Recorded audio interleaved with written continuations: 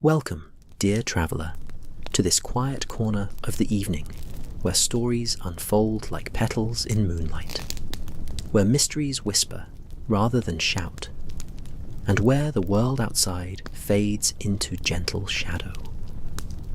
I'm so glad you found your way here tonight, to this space we've created together for rest, for peace, for the slow unwinding of thoughts that have tangled themselves throughout your day. Tonight's journey takes us to Victorian London, to gaslit streets slick with rain, to a familiar address where genius and friendship reside side by side, to 21 B. Baker Street, where locked doors hide secrets and lost memories wait patiently to be discovered. This is a story designed to carry you softly towards sleep, a narrative that will embrace you like warm firelight, asking nothing of you except that you simply listen, simply rest, simply allow yourself to drift wherever the story takes you.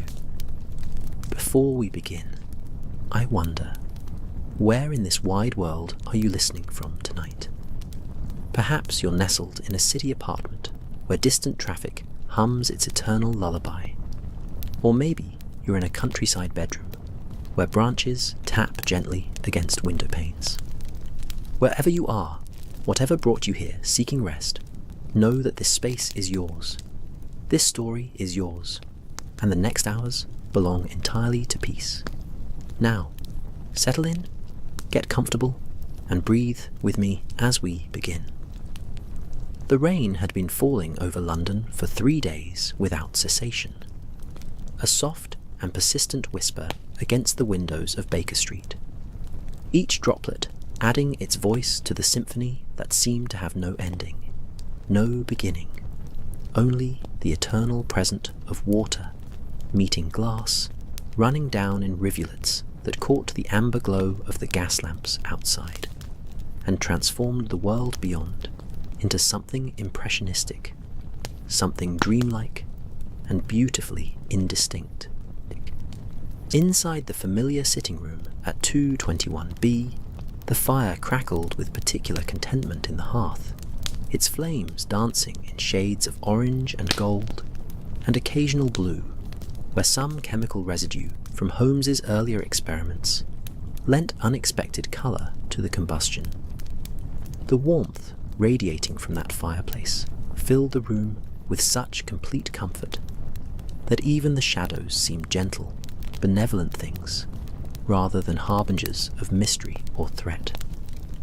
Sherlock Holmes himself sat in his favourite armchair, the one positioned at the precise angle to catch both firelight and the illumination from the reading lamp beside him. Though, at this particular moment, he wasn't reading at all.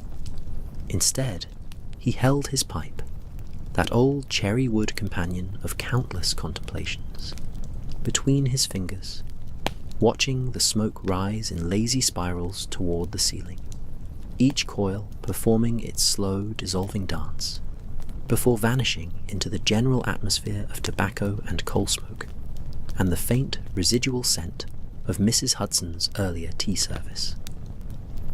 "You're unusually quiet this evening, Holmes," I observed from my own chair across the hearth, setting down the medical journal I'd been perusing without much real attention. Outside, the rain continued its soft percussion, and somewhere in the distance, a church bell tolled the hour, 8 o'clock, that liminal time between day's obligations and night's permissions.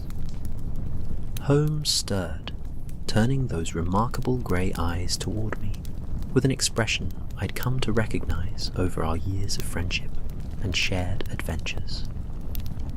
It was his contemplative look, the one that suggested his mind had been wandering through labyrinths of thought I could only begin to imagine. I settled deeper into my chair, recognizing that we were embarking on one of those evening discussions that had nothing to do with cases or crimes, everything to do with the philosophical wanderings that Holmes occasionally indulged when London's fog pressed close and the fire burned warm. when London's fog. An unusual topic for you, I ventured. I would have thought memory simply another database for that remarkable mind of yours, to catalogue and retrieve at will. A slight smile touched his lips, barely visible in the flickering firelight. You flatter me, my dear fellow, but no, I've been reminded recently that even I am subject to memory's peculiarities. There are blank spaces in my recollection of certain cases, moments that should be clear yet remain frustratingly opaque, like trying to see through frosted glass. Before I could inquire further, the sound of footsteps on the stairs announced a visitor. Mrs. Hudson's tread, familiar and steady, approached our door, followed by a soft knock that somehow conveyed both apology for the interruption and insistence on its necessity. "Come in, Mrs. Hudson," Holmes called, not moving from his contemplative posture. Our landlady entered, bringing with her a slight draught of cooler air from the stairwell, and an expression of mild concern. "Forgive the intrusion, Mr. Holmes, but there's a gentleman to see you. I explained that you weren't receiving at this hour, but he's most insistent, and there's something about him that, well, I thought you might wish to make an exception." Holmes's eyebrows rose with interest. "Something about him? How delightfully vague, Mrs. Hudson. What exactly has prompted your intuition? He's soaking wet, for one thing. Been standing in that rain as though he doesn't feel it at all. And his eyes, Mr. Holmes. He has the look of someone who's lost something terribly important and isn't sure how to find it again." A glance passed between Holmes and myself, that wordless communication perfected over years of partnership. I nodded slightly, and Holmes gestured toward Mrs. Hudson with his pipe. "Send him up, if you would, and perhaps some fresh tea. Our visitor will need warming, I suspect." As Mrs. Our visitor will need... Hudson retreated to fulfill these requests. Holmes finally roused himself from his chair, moving to stand before the fireplace in his characteristic pose, one elbow resting on the mantelpiece, his sharp gaze fixed on the doorway with that particular intensity that signaled his detective instincts awakening from their evening dormancy. The man who appeared in our doorway moments later was indeed thoroughly drenched, water dripping from his dark overcoat to pool on Mrs. Hudson's carefully maintained floor. He was perhaps 40 years of age, with features that might have been handsome were they not drawn with evident distress and exhaustion. His hair, plastered to his skull by rain, might have been either dark brown or black. The wetness made determination impossible. But it was his eyes, as Mrs. Hudson had noted, that arrested attention, pale blue and holding an expression of such profound disorientation that I immediately felt my physician's instincts engage, cataloguing signs of shock or possible injury. "Mr. Holmes," the stranger said, his voice cultured but uncertain, as though he questioned even this simple identification. "I am he," Holmes replied with unusual gentleness. "And this is my friend and colleague, Dr. Watson. You are cold and wet, sir. Please, come closer to the fire, and when Mrs. Hudson returns with tea, you shall have the warmest cup." The visitor moved into the room with careful steps, as though navigating unfamiliar terrain despite the straightforward path. He accepted the chair Holmes indicated, the one nearest the fire, and seemed to only then notice his own condition, looking down at his dripping coat with a mixture of surprise and confusion. "I'm terribly sorry," he murmured. "I didn't realize. Time seems to have rather gotten away from me." "No apologies necessary," I interjected, rising to help him remove his sodden overcoat. Let's get this off you before you catch your death. His sodden overcoat. Holmes, fetch that blanket from the ottoman, would you? Within moments, we had our visitor somewhat restored to comfort, coat removed and hanging by the fire to steam gently. A thick woolen blanket wrapped around his shoulders, and one of Holmes's most comfortable chairs drawn close enough to the hearth that the heat would penetrate the chill that surely must have sunk deep into his bones. Mrs. Hudson returned with remarkable promptness, bearing a tray laden not just with tea, but with sandwiches and biscuits, her maternal instincts clearly as engaged as my medical ones. "There now," she said, setting the tray on the side table within easy reach. "You drink that while it's hot, young man, and eat something too. You look as though you haven't had a proper meal in days." After she departed, with another concerned glance backward, Holmes poured tea for each of us. The familiar ritual of cup and saucer, cream and sugar, performing its timeless magic of creating domestic security in even the most unusual circumstances. The soft clink of porcelain punctuated the rain's continued whisper and the fire's gentle crackling, while steam rose from 3 cups like visible comfort manifesting in the air between us. Our visitor wrapped both hands around his cup as though it were an anchor to reality, staring into the dark liquid with an expression of profound concentration. Holmes and I exchanged another glance, silently agreeing to allow the man whatever time he needed to compose himself and his thoughts. Sometimes, the greatest service one can provide is simply the gift of patient silence and warm tea. Finally, after several sips had brought some colour back to his pale cheeks, the stranger looked up, meeting Holmes's steady gaze with visible effort. "My name is Richard Ashford," he began, then paused, a flicker of uncertainty crossing his features. "At least, I believe that's my name." Uncertainty crossing his... "I'm not entirely certain of much at the moment, if I'm honest, which is precisely why I've come to you, Mr. Holmes. I need help remembering who I am." Holmes leaned forward slightly, interest clearly piqued, but his manner remaining calm and reassuring. "Amnesia is a fascinating condition, Mr. Ashford. I take it on faith that this is indeed your name, and one that presents unique investigative challenges.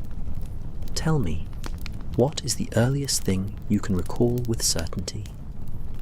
Ashford, for so we would call him, closed his eyes, his brow furrowing with the effort of recollection. The firelight played across his features, casting his face into alternating expressions of light and shadow as the flames shifted, transforming him into something almost sculptural, a study in human vulnerability and determination. "I found myself standing outside this building approximately an hour ago," he said slowly, each word seemingly extracted with care from the confused depths of his mind.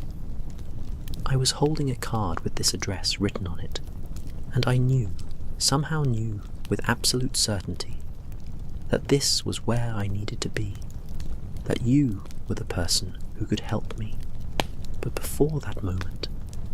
He opened his eyes, and they held a slightly desperate quality of someone staring into an abyss where memory should reside. "Before that, there's only fog, Mr. Holmes. Not metaphorical fog, actual fog, thick and grey and cold, as though I've been walking through it for, I don't know how long, hours, days, I simply cannot say." "Do you recall anything about where you might have been walking?" I asked, my physician's training prompting the question. "Any landmarks, sounds, scents that might have registered?" He shook his head slowly, frustration evident in every line of his posture. "It's like trying to grasp smoke. There are impressions, perhaps. Coldness, yes, and the smell of stone. Old stone, very old, with that particular mustiness of places long enclosed, very old. And voices, maybe, distant and indistinct, speaking words I couldn't quite distinguish. Holmes had risen and was pacing now, his movements fluid and thoughtful, his pipe forgotten on the mantelpiece, as his hands clasped behind his back in that characteristic pose I'd witnessed countless times during the unravelling of mysteries. The rain had intensified slightly, its rhythm against the windows, providing a kind of auditory metronome to the detective's perambulations. "The card you mentioned holding, may I see it?" Holmes requested, extending one long-fingered hand. Ashford reached into his waistcoat pocket. His clothing beneath the removed overcoat was of good quality, I noted, well-tailored and expensive, though showing signs of hard wear, and produced a small rectangle of cardstock, slightly damp, but still intact. He handed it to Holmes, who examined it with that minute attention he brought to even the smallest pieces of evidence. I watched my friend's face as he studied the card, noting the slight narrowing of his eyes that indicated something had captured his exceptional attention. After a long moment, he passed it to me, and I examined it in turn. The card was indeed simple. Our Baker Street address, written in a neat, unremarkable hand, with black ink on plain cardstock of reasonable quality. Nothing distinctive about the writing. No watermark visible when I held it toward the lamplight. No indication of who might have penned the address, or when, or under what circumstances. Yet Holmes's expression suggested he had extracted more information from this unremarkable object than I could perceive. "Tell me, Mr. Ashford," Holmes said, returning to his position before the fire. "When you look at your hands, do they seem familiar to you?" The question was unexpected, and Ashford appeared momentarily confused by it. But he dutifully examined his own hands, turning them palm up, then palm down, studying them as though they belonged to a stranger, then palm down. "They feel like mine," he said slowly. "The body feels right, if that makes sense. It's as though I remember being this person physically, but everything else, my history, my occupation, my relationships, where I live, what I was doing before the fog, all of that has simply evaporated like morning mist under sunlight." Holmes nodded, as though this confirmed some hypothesis already forming in that labyrinthine mind. "Have you checked your pockets for any other items that might provide clues to your identity?" No, actually. I didn't think to look. Once I found the card with your address, that seemed to be the only thing that mattered. Getting here, finding you, seeking help. "Then let us undertake that examination now, if you're agreeable," Holmes suggested. "Sometimes our pockets tell stories we ourselves have forgotten." With our visitor's permission, Holmes conducted a methodical inventory of Ashford's possessions, laying each item on the table beside the tea service as it emerged. The collection was both illuminating and puzzling. A wallet containing several pounds in notes and coins, but no identification papers or calling cards. A key that appeared to be for a door rather than a cabinet or drawer, its age and style suggesting a Victorian-era lock. A handkerchief of good quality linen, monogrammed with the letters R.A. A small silver compass, beautifully made, but showing signs of considerable use and wear. And tucked in an inside pocket, something wrapped in a square of black silk. Holmes unwrapped this last item with particular care, revealing what appeared to be an old medallion suspended on a thin silver chain.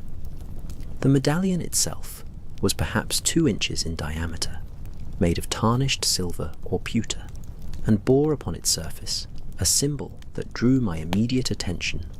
A door, elaborately rendered, with symbols around its perimeter that might have been letters in some alphabet I didn't recognize.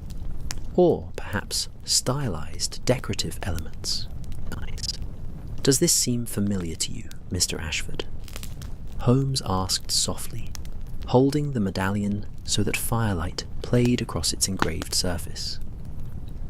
Ashford stared at the object, and something shifted in his expression. Not recognition exactly, but perhaps a sense of significance, of importance, hovering just beyond conscious reach. His hand moved unconsciously toward it, then stopped midway, trembling slightly. I think I should know what this is," he whispered, his voice carrying an edge of distress. "It feels important, terribly important, but I cannot grasp why. That symbol, the door, I've seen it before, or I should have seen it, or I cannot explain the sensation, Mr. Holmes. It's extraordinarily frustrating." "Peace, Mr. Ashford," I interjected gently, noting the rising agitation in his manner. Forcing memory often has the opposite of the intended effect.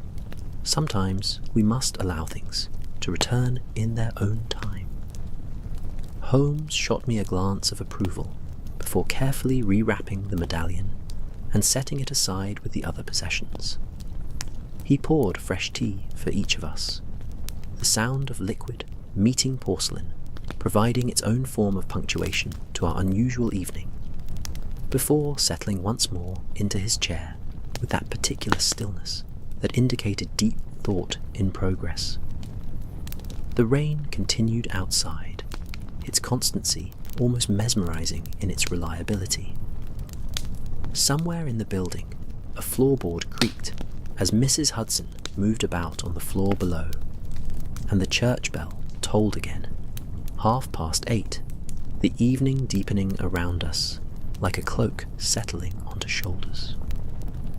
"Mr. Ashford," Holmes began after this contemplative silence, "I must ask you some questions that may seem unrelated to your immediate predicament, but I assure you, each has its purpose. First, do you have any sense of whether the amnesia came upon you suddenly, as the result of some trauma or shock, or whether it was gradual?" Ashford considered this carefully, his fingers wrapped once more around his teacup, drawing comfort from its warmth. "I have the impression, though I cannot call it certainty, that it was sudden, like a curtain falling, or a door closing, or, yes, specifically like a door closing. One moment I was somewhere, someone, doing something, and then the fog, and then standing on Baker Street holding that card. And the fog itself. You mentioned actual fog, not merely metaphorical confusion. Do you recall anything about this fog? Was it the common London variety, or did it have qualities you could distinguish?" This question prompted another long pause, and I watched Ashford's face work through the effort of grasping at impressions that seemed determined to remain just out of reach. The firelight continued its eternal dance, shadows moving across the walls in patterns that might have resembled anything if one let one's imagination drift. Faces, forms, doorways, opening and closing in the flickering light. "It was cold," Ashford finally said, his voice taking on a distant quality, as though he were speaking from within the memory he was attempting to access. "Colder than London fog usually feels, and there was something about the quality of it, not just grey, but somehow luminous, as though it generated its own light, rather than merely filtering ambient light from street lamps or windows. And I think there were shapes in it, or perhaps just the impression of shapes, geometries that didn't quite make sense, but felt deliberate, arranged according to some pattern I couldn't perceive." Holmes's eyes had taken on that particular gleam that indicated a scent caught, a trail identified, that indicated. He rose again, moving to his desk, where he kept his extensive files and references, pulling open drawers with the certainty of someone who knew precisely where every scrap of information resided in his carefully maintained archives. "Watson," he said, not looking up from his search, "do you recall last autumn that curious business with the Archaeological Society and the sealed chambers beneath St. Bartholomew's?" I searched my own memory, reaching back through the various cases and investigations that had occupied us over the preceding year. "Vaguely," I admitted. "Something about medieval foundations and a series of rooms that had been walled up centuries ago. I confess the details have rather faded. We weren't directly involved, as I recall. No, we were not invited to participate, much to my chagrin at the time," Holmes confirmed, extracting a folder from one of his drawers and returning to the fireside with it. "The Archaeological Society was quite protective of their discovery and insisted on handling the investigation themselves. However, I maintained an interest in the matter and collected what newspaper accounts and second-hand reports I could acquire." He opened the folder, revealing several clippings from various papers, along with what appeared to be personal correspondence and a few sketches. The firelight made reading difficult, so Holmes repositioned one of our lamps to better illuminate the materials spread across his lap. The discovery involved a series of chambers beneath the church foundations, dating to approximately the 14th century, that had been deliberately sealed, not simply built over or forgotten, but intentionally walled up with considerable effort. When the Archaeological Society finally gained access, this was in October, if memory serves, they found the rooms in remarkable preservation, containing various artifacts, documents, and rather curiously, a series of symbols carved into the walls, symbols that bore a striking resemblance to this one. He held up one of the sketches, and even from across the space between our chairs, I could see that it did indeed resemble the door symbol from Ashford's medallion. The same elaborate rendering, the same peculiar alphabet or decorative elements surrounding it. Ashford had leaned forward, his blanket slipping from his shoulders unnoticed as he stared at the sketch with an intensity that bordered on painful. "Yes," he breathed, the word barely more than an exhalation. "Yes, that's something, isn't it? I know that symbol. I must know it. But from where? And why? That, Mr. Ashford, is precisely what we shall endeavour to discover," Holmes said, his voice carrying that note of satisfaction that came when chaos began organising itself into recognisable patterns. "Tell me, do you have any sense of whether you might be connected to academic or scholarly pursuits? Archaeological work, perhaps, or historical research?" Our visitor shook his head slowly, frustration evident once more. "I have no sense of anything, Mr. Holmes. I could be a scholar, or a merchant, or a clerk, or a criminal, for all I know. Everything about my life before tonight is simply absent." A soft knock at the door interrupted us. Mrs. Hudson returning to collect the tea things, her timing impeccable as always. She took in the scene with one comprehensive glance. The three of us intent on our discussion, the papers spread across Holmes's lap, Ashford's improved appearance, but continued distress. "I've prepared the spare room, Mr. Holmes," she said quietly, addressing Holmes, but including us all in her statement. "I took the liberty of assuming your guest might need accommodation for the night. The bed is made up with extra blankets, and I've set a basin and fresh linens should he wish to refresh himself. Holmes looked up with genuine warmth, one of those moments that revealed the deep appreciation he held for our landlady's intuitive understanding and practical assistance. "Mrs. Hudson, you are invaluable. Thank you." After she had gathered the tea things and departed once more, Holmes turned his attention back to Ashford.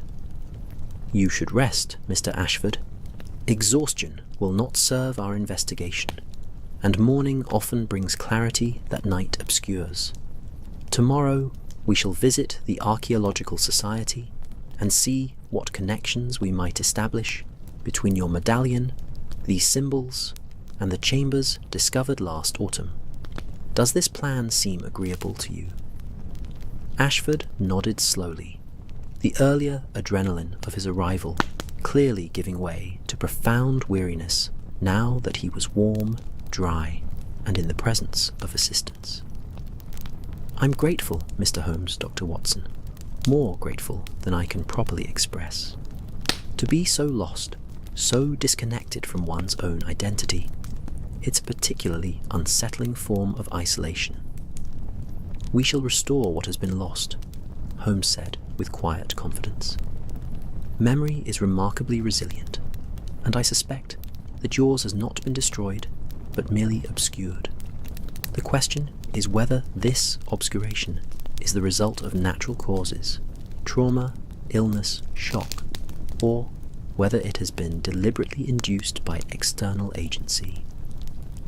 This suggestion seemed to startle Ashford. "Deliberately induced? You mean someone might have intentionally caused me to forget who I am? But why would anyone do such a thing?" "That," Holmes replied, rising to guide our guest toward the door, "is among the questions we shall answer. For now, rest. Your room is just down the hall, and Watson and I will be here should you need anything during the night."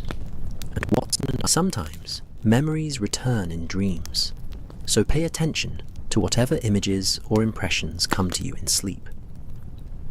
After Ashford had departed, moving down the hallway with the careful steps of someone profoundly exhausted, Holmes returned to the fire and stood gazing into its depths, with that expression I knew indicated extensive mental activity occurring behind the stillness of his posture. "You have theories already," I observed, pouring myself a small brandy from the decanter on the sideboard. "Your mind is racing through possibilities, even as you stand there, appearing perfectly calm." A slight smile touched his lips. "You know me too well, Watson. Yes, I have theories. Several, in fact, though all require additional data before they can be properly evaluated. But tell me your thoughts. What does your medical expertise suggest about our Mr. Ashford's condition?" I considered the question carefully, settling back into my chair with the brandy warming my hands, much as the tea had earlier warmed Ashford's. Outside, the rain had softened to a mere whisper against the windows, and the fire had burned down to glowing coals that pulsed with residual heat like a living heart, gradually slowing its rhythm. "Physically, he appears relatively sound," I began, organizing my observations. "No obvious signs of head trauma, no impairment of motor functions, no indication of illness or substance influence. His amnesia appears to be quite specific, identity and personal history erased, but general knowledge and functioning intact. He speaks articulately, manages social interactions appropriately, understands his environment. This suggests the memory loss affects personal episodic memory rather than semantic memory or procedural functions." "Precisely," Holmes agreed.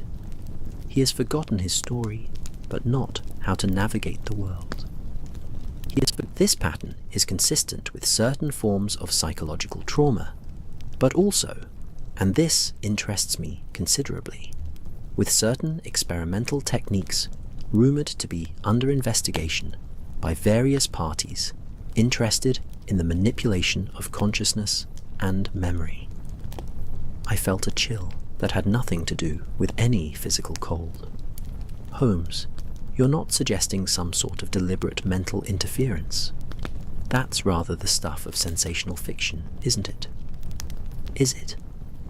Holmes turned from the fire, his face half in shadow, half illuminated by the dying coals. Consider the evidence, Watson. A man appears with absolutely no memory of his identity, carrying a medallion bearing an ancient symbol connected to recently discovered sealed chambers, holding a card directing him specifically to me. This has all the hallmarks of deliberate orchestration rather than natural catastrophe. But to what end? I pressed. If someone wanted to send you a message or involve you in some investigation, why use such an elaborate method? Why not simply write or visit directly? Ah, that is indeed the question. Holmes returned to his chair, steepling his fingers beneath his chin in that characteristic gesture of deep contemplation. Perhaps whoever sent Mr. Ashford could not come themselves. Or perhaps the information Ashford carries in his obscured memory is dangerous to know openly. Or perhaps, and this possibility intrigues me most, Ashford himself requested this memory erasure as protection against some threat, arranging to find his way to me when circumstances required investigation, but only after his dangerous knowledge had been temporarily secured beyond reach. This theory sent my mind spinning through implications and possibilities. The room had grown quieter now, the fire reduced to barely glowing embers, the rain outside finally ceasing to leave behind only the occasional drip from the eaves. Finally ceasing. The city's normal background sounds filtered in. Distant hooves on cobblestones, a vendor's late call, the perpetual rumble that London made simply by existing, breathing, living through its nights. It's late, and we're both tired, Holmes said finally, rising and stretching. Tomorrow we shall visit the Archaeological Society and see what light they can shed on these curious symbols. We might also inquire at hospitals and police stations whether anyone has been reported missing, matching Ashford's description, and I should like to examine that key more carefully. It has features that interest me. I stood as well, feeling the day's weight settling into my bones with the particular heaviness that comes from unusual emotional and mental exertion rather than mere physical tiredness. You'll wake me if anything occurs during the night. Of course, though I expect our guest to sleep soundly. Whatever he has endured, he is safe now, which provides its own powerful medicine. We parted for our respective rooms, but as I prepared for bed, moving through the familiar rituals of washing and changing, I found my mind continuing to circle around the mystery of Richard Ashford. Who was he really? What had happened to him in that strange, luminous fog he described? And what secrets lay hidden behind the locked door of his missing memories? Sleep, when it finally came, brought dreams of doors, countless doors in endless corridors, some locked, some standing open to reveal nothing but fog beyond. And somewhere in that labyrinth, the sound of footsteps approaching or retreating, impossible to determine which. Morning arrived with unexpected brilliance, the previous day's rain having finally exhausted itself, leaving behind a London washed clean and gleaming under pale sunlight that streamed through our windows with unusual clarity. I woke to the smell of Mrs. Hudson's cooking drifting up from below, bacon and kippers and fresh bread, the homely sense of ordinary morning that seemed almost incongruous given the strangeness of the previous evening's events. Holmes was already up when I emerged from my room, dressed impeccably, and examining Ashford's key under a magnifying glass at his desk, the morning light providing ideal illumination for such detailed work. He looked up at my entrance, his expression alert and energized in the way that always signaled active investigation, engaging his remarkable faculties. "Good morning, Watson. I trust you slept adequately, despite the mysteries swirling around us." "Well enough, though my dreams were peculiar," I admitted, moving to pour myself coffee from the pot Mrs. Hudson had already delivered. "Has our guest stirred?" "Not yet, though I expect he'll wake soon. The best thing for him is rest. The mind does extraordinary work during sleep, organizing and processing experiences that consciousness finds overwhelming." Holmes set down his magnifying glass and held up the key. "This is fascinating, Watson. Look at the workmanship." I crossed to examine the object more closely. In full daylight, I could see what had captured Holmes's interest.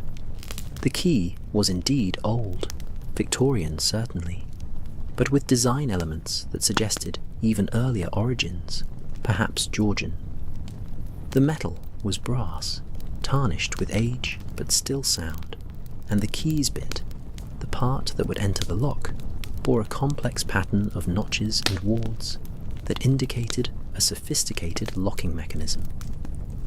"What strikes me particularly," Holmes continued, "is that this is not a mass-produced key. This was made by a skilled craftsman for a specific, singular lock. See these markings along the shaft.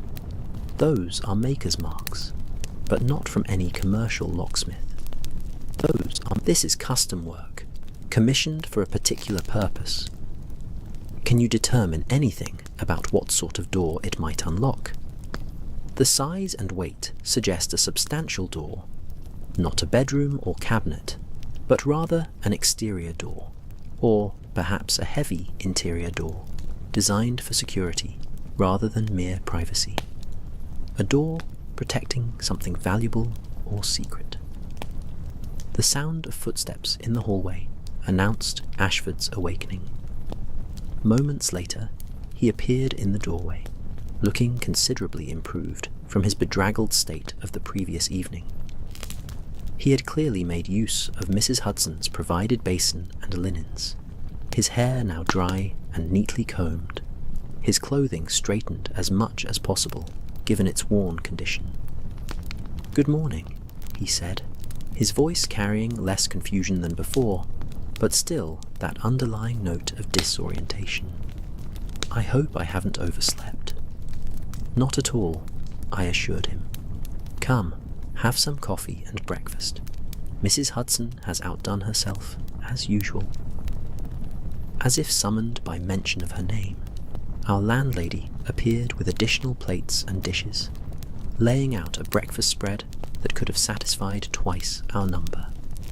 She fussed over Ashford with maternal concern, ensuring he took generous portions and ate properly, clucking softly about young men who didn't take care of themselves adequately. Over breakfast, Holmes outlined his proposed plan for the day: visits to the Archaeological Society, inquiries at relevant hospitals and police stations, and consultations with certain of his contacts among London's academic and scholarly communities. Ashford listened with visible relief at having clear direction and purpose, at being in capable hands that would navigate the mystery on his behalf. "I wonder," Ashford said as we finished eating, "whether I should attempt to force memory somehow. I've been trying since I woke, reaching back into that fog, but it remains impenetrable. Is there some technique, some method that might help break through?" Holmes regarded him thoughtfully, setting down his cup with careful precision. "Memory is a delicate thing, Mr. Ashford. Sometimes, direct assault is less effective than indirect approach. I suggest you allow your mind to wander rather than focusing it on the absence. Sometimes, peripheral awareness captures what direct attention cannot. Notice the feelings certain things evoke. Objects, words, places. Often, emotion remembers what cognition has forgotten. This advice seemed to resonate with our visitor. He nodded slowly, and something in his expression suggested he was already attempting this more oblique approach, allowing impressions to surface naturally, rather than forcing them through determined effort. By the time we had finished breakfast and prepared ourselves for the day's investigations, the morning was well established, London fully awake, and pursuing its countless activities with that energetic purposefulness that characterized the great city. We took a hansom to the Archaeological Society's headquarters in Bloomsbury, the ride providing opportunity for observing London going about its business. Street vendors calling their wares, ladies shopping with their baskets, clerks hurrying to offices, the whole complex choreography of urban life unfolding around us. Ashford watched the passing scenes with intense attention, and I wondered whether anything we passed might trigger recognition or memory. But if any spark occurred, he gave no sign, merely absorbing the city's texture with the focused concentration of someone attempting to read meaning in a foreign language. The Archaeological Society occupied a handsome building on a quiet street, lined with other scholarly and professional establishments.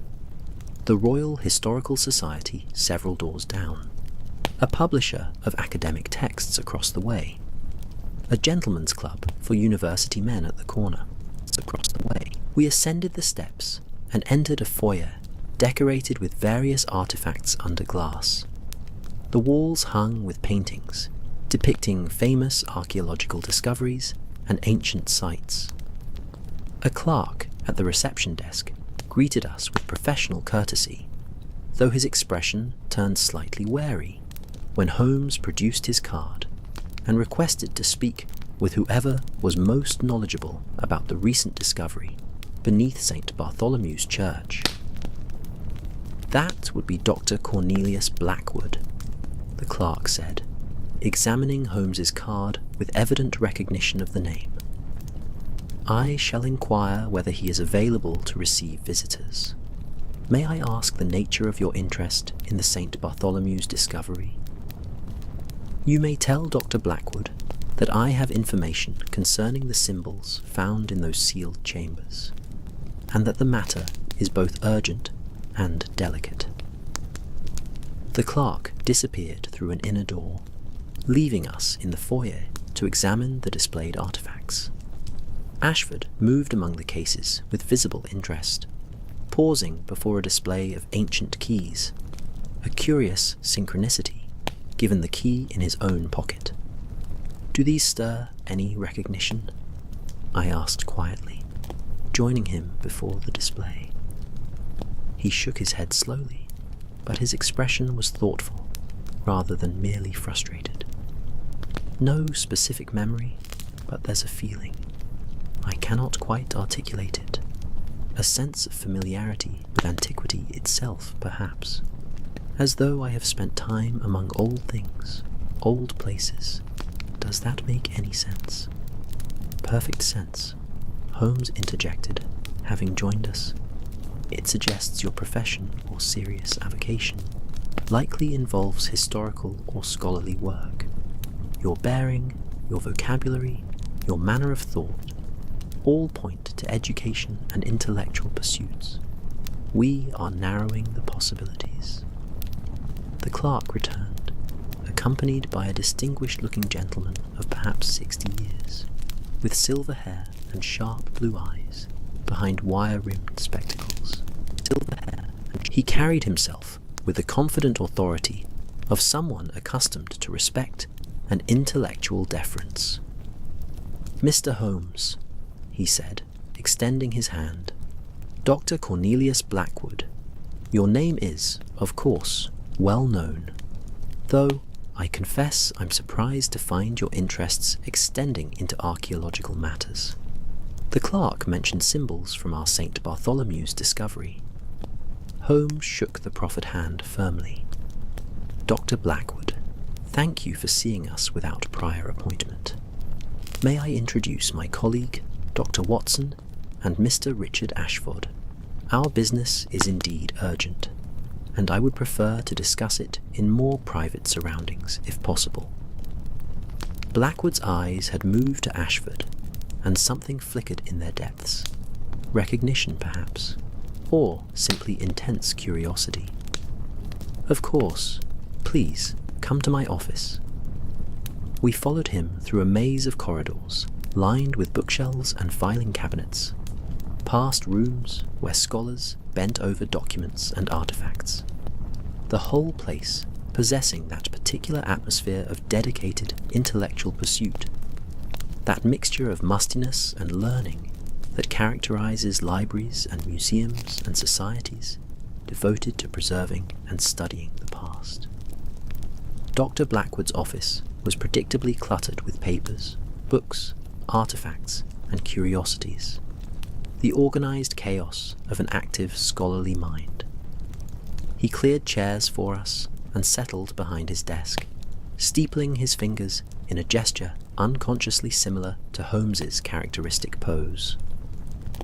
"Now then, Mr. Holmes," he began, "what brings you to inquire about St. Bartholomew's?"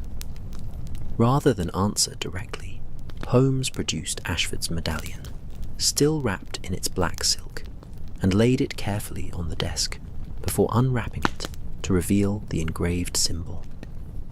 The effect on Dr. Blackwood was immediate and dramatic. He leaned forward sharply, his eyes widening, and reached toward the medallion with trembling fingers before catching himself and pulling back. "Where did you acquire this?" he demanded, his voice suddenly sharp, with something that might have been excitement or alarm or both. "Mr. Ashford was carrying it," Holmes replied calmly.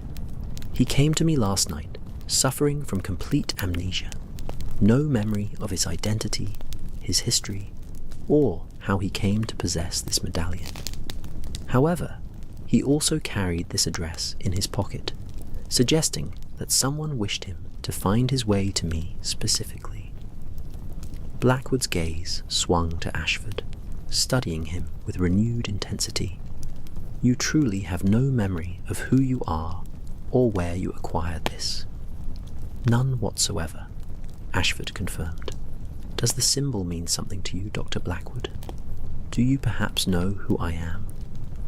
The archaeologist sat back, visibly struggling with some internal debate. The silence stretched for several moments, punctuated only by the ticking of a clock on the mantelpiece and distant footsteps in the corridor beyond. Finally, he seemed to reach a decision. "Mr. Holmes, what I am about to tell you must be held in strictest confidence. The Archaeological Society has been unusually circumspect regarding certain aspects of the St. Bartholomew's discovery, and for good reason.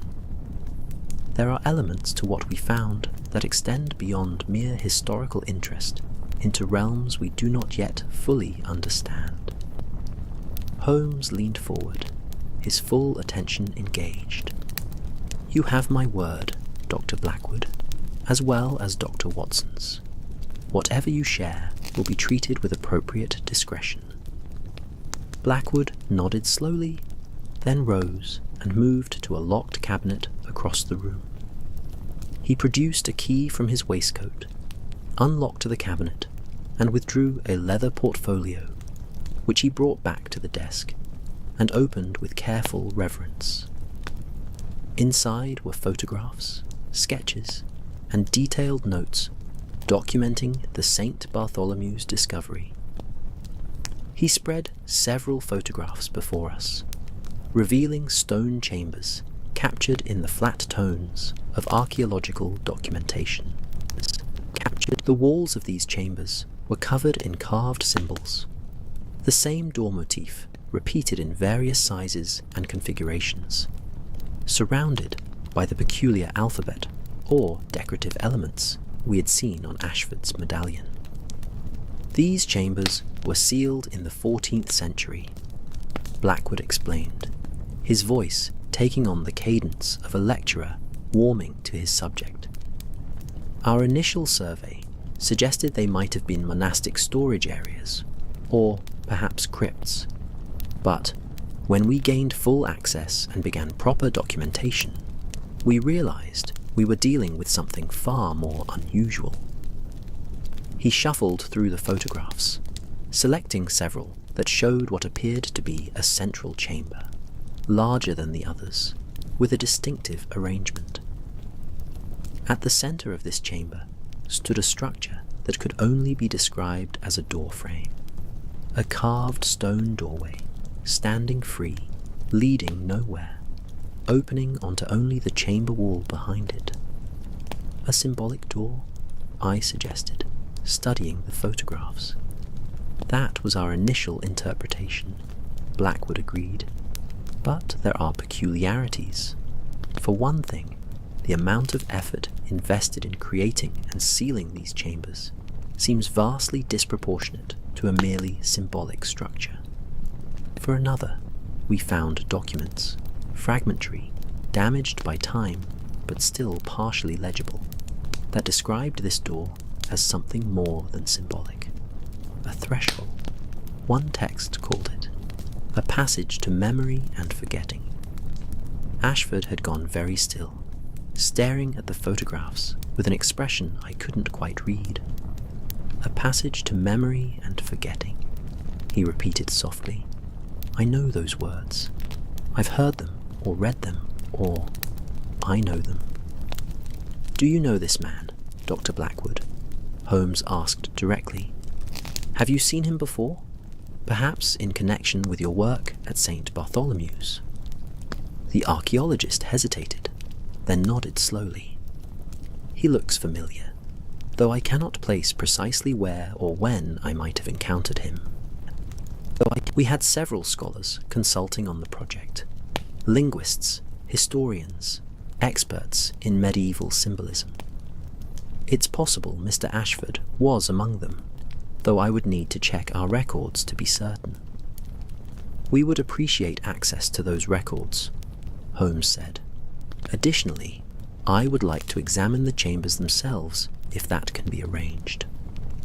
The chambers were resealed 3 weeks ago, Blackwood said, and something in his tone suggested this resealing had not been entirely voluntary or desired. There were incidents. Several researchers reported disturbing experiences. Vivid dreams, memory distortions, temporal disorientation. Nothing we could document scientifically, but unsettling enough that the Society decided to secure the site until we could better understand what we were dealing with. The church authorities were only too happy to support this decision, as you might imagine. But they can be opened again, Holmes pressed. With appropriate authorization and precautions, yes. Though I must warn you, Mr. Holmes, that the experiences reported by our researchers were genuinely distressing. One woman insisted she had lost entire days she could not account for. Another claimed he suddenly remembered events from childhood he had entirely forgotten. Memories so vivid they were more present than his current reality. A third spoke of walking through fog, luminous fog that seemed to exist inside the chambers, despite there being no environmental cause for such a phenomenon. Ashford's sharp intake of breath drew all our attention. Luminous fog, he said, his voice barely above a whisper. I remember luminous fog. In my memory, or what I can recall of trying to remember, there's this fog that seemed to generate its own light. Dr. Blackwood, I think I was in those chambers. I think something happened to me there. something that caused this amnesia. Holmes and Blackwood exchanged a long look, and I could see both men arriving at similar conclusions through different pathways. The detective in Holmes was recognizing a pattern, identifying connections. The scholar in Blackwood was formulating hypotheses about the chamber's purpose and effects. "Dr. Blackwood," Holmes said carefully, "these documents you mentioned finding in the chambers, do they suggest any purpose for this doorway structure? Any indication of what the medieval builders intended?" The archaeologist moved through his papers, producing several carefully preserved parchment fragments under protective glass. The texts are in Middle English and Latin, with occasional phrases in older tongues we haven't fully translated. But the consistent theme across the readable portions concerns memory, specifically the selective forgetting of dangerous knowledge, the temporary storing of memories that could not be safely kept in one's mind, the protection of secrets through deliberate amnesia. "A memory vault," I murmured, the phrase surfacing from somewhere in my own reading. I've heard of such concepts in folklore and legend, places where memories could be deposited for safekeeping, retrieved when needed. "Precisely, Dr. Watson," Blackwood confirmed. "And while we've always considered such notions to be purely mythological, metaphorical at best, the St. Bartholomew's discovery has forced us to reconsider whether some functional reality might underlie the legends." Holmes had risen and was pacing now, his movements controlled but energized, his mind clearly working through implications and possibilities at tremendous speed. "Dr. Blackwood, we need access to those chambers, and we need it today, if at all possible. Whatever occurred to Mr. Ashford happened recently, within the past few days at most. If the chambers hold any clue to recovering his missing memories, time is of the essence." "I can arrange access," Blackwood said slowly, "though it will require several hours to obtain the necessary permissions and coordinate with the church authorities. Shall we say 3 o'clock this afternoon? That should provide sufficient time for preparations." "Excellent." Holmes turned to Ashford. "In the meantime, Mr. Ashford, we shall make inquiries at hospitals and with the police to determine whether you've been reported missing. We should also visit the chambers of several scholars I know who specialize in medieval history and symbolism. Perhaps one of them can provide additional context or has encountered you in their work." Ashford nodded, though his attention remained fixed on the photographs spread across Blackwood's desk. "May I?" he began hesitantly. "May I examine these more closely? Something about them pulls at my attention, as though they want to tell me something I should already know." "Of course," Blackwood said, gesturing for him to sit. "Take all the time you need. I have some matters to attend to regarding this afternoon's arrangements, but you're welcome to remain here and study the materials." With this plan established, the next several hours passed in a flurry of activity. Holmes and I made the rounds of his contacts, scholars at the British Museum, historians at various colleges, specialists in medieval studies and ancient symbols. None could definitively identify Ashford, though several thought he looked vaguely familiar, that same frustrating near recognition that Blackwood had expressed. At Scotland Yard, Inspector Lestrade confirmed that no missing person report matching Ashford's description had been filed in the past week, though he promised to alert Holmes should any such report surface.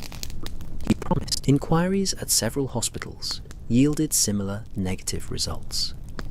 No one matching Ashford had been treated for injury, or brought in, showing signs of amnesia or confusion. It was as though Richard Ashford had simply materialized out of that luminous fog he described, carrying his medallion and his mysterious key, directed toward Baker Street by a card written in anonymous hand, his entire previous existence erased or hidden away in some inaccessible mental vault. By the time we returned to collect Ashford from the Archaeological Society, the afternoon was well advanced, shadows lengthening across London streets as we made our way to St. Bartholomew's Church. Dr. Blackwood met us there, accompanied by 2 other society members and a church official who looked deeply uneasy about the entire proceeding. The church itself was an impressive structure dating to Norman times, its stone facade dark with centuries of London soot, its interior cool and echoing with the particular acoustics of sacred spaces. We were led through a series of passages to a descending stairway that had clearly been recently cleared and reinforced. Modern supports added to medieval stone as we descended into the earth beneath the church foundations. The air grew colder as we went down, and there was indeed that scent Ashford had mentioned. Old stone, mustiness, and something else harder to define, something that seemed to resonate with antiquity itself, with the weight of centuries pressing down through layers of earth and history.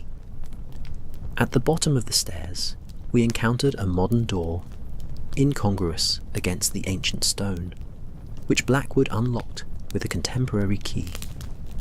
Beyond lay a short corridor, ending in another door, this one medieval, reinforced with iron bands and secured with a lock that looked original to the 14th century construction.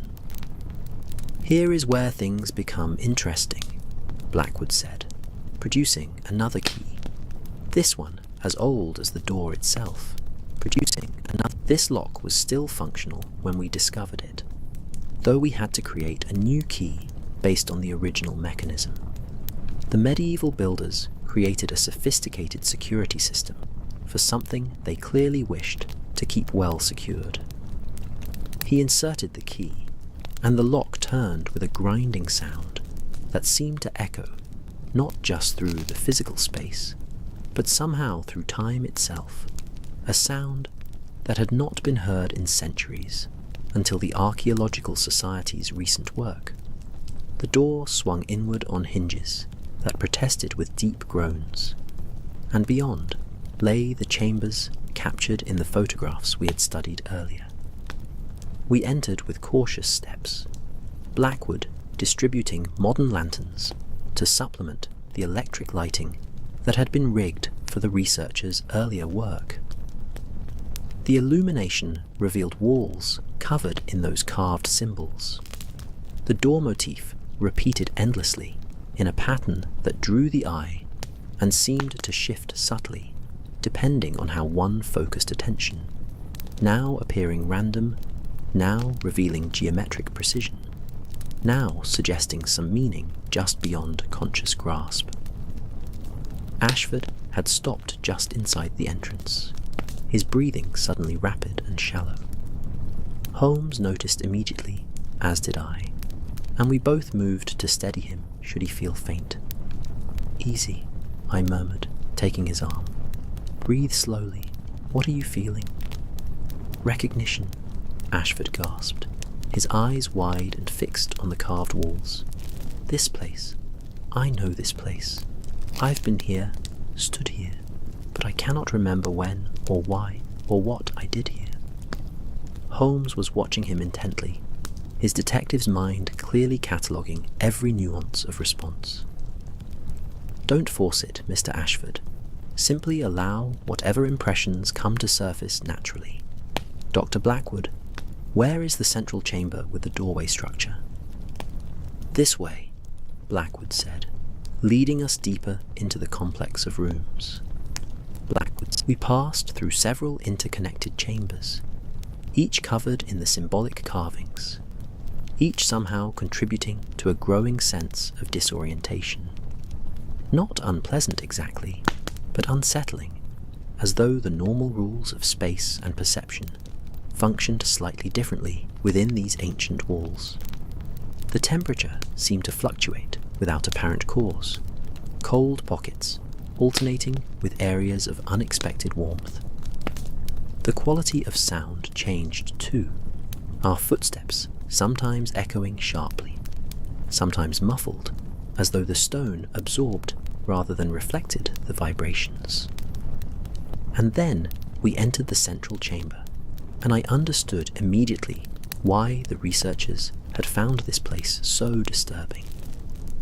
In the photographs, the stone doorway had appeared merely curious, an architectural oddity, a symbolic structure. But in person, standing before it in that carved chamber, the doorway possessed a quality that no photograph could capture, a sense of presence or potential that defied rational explanation. It stood perhaps 8 feet tall and 4 feet wide, carved from single blocks of stone, fitted together with extraordinary precision.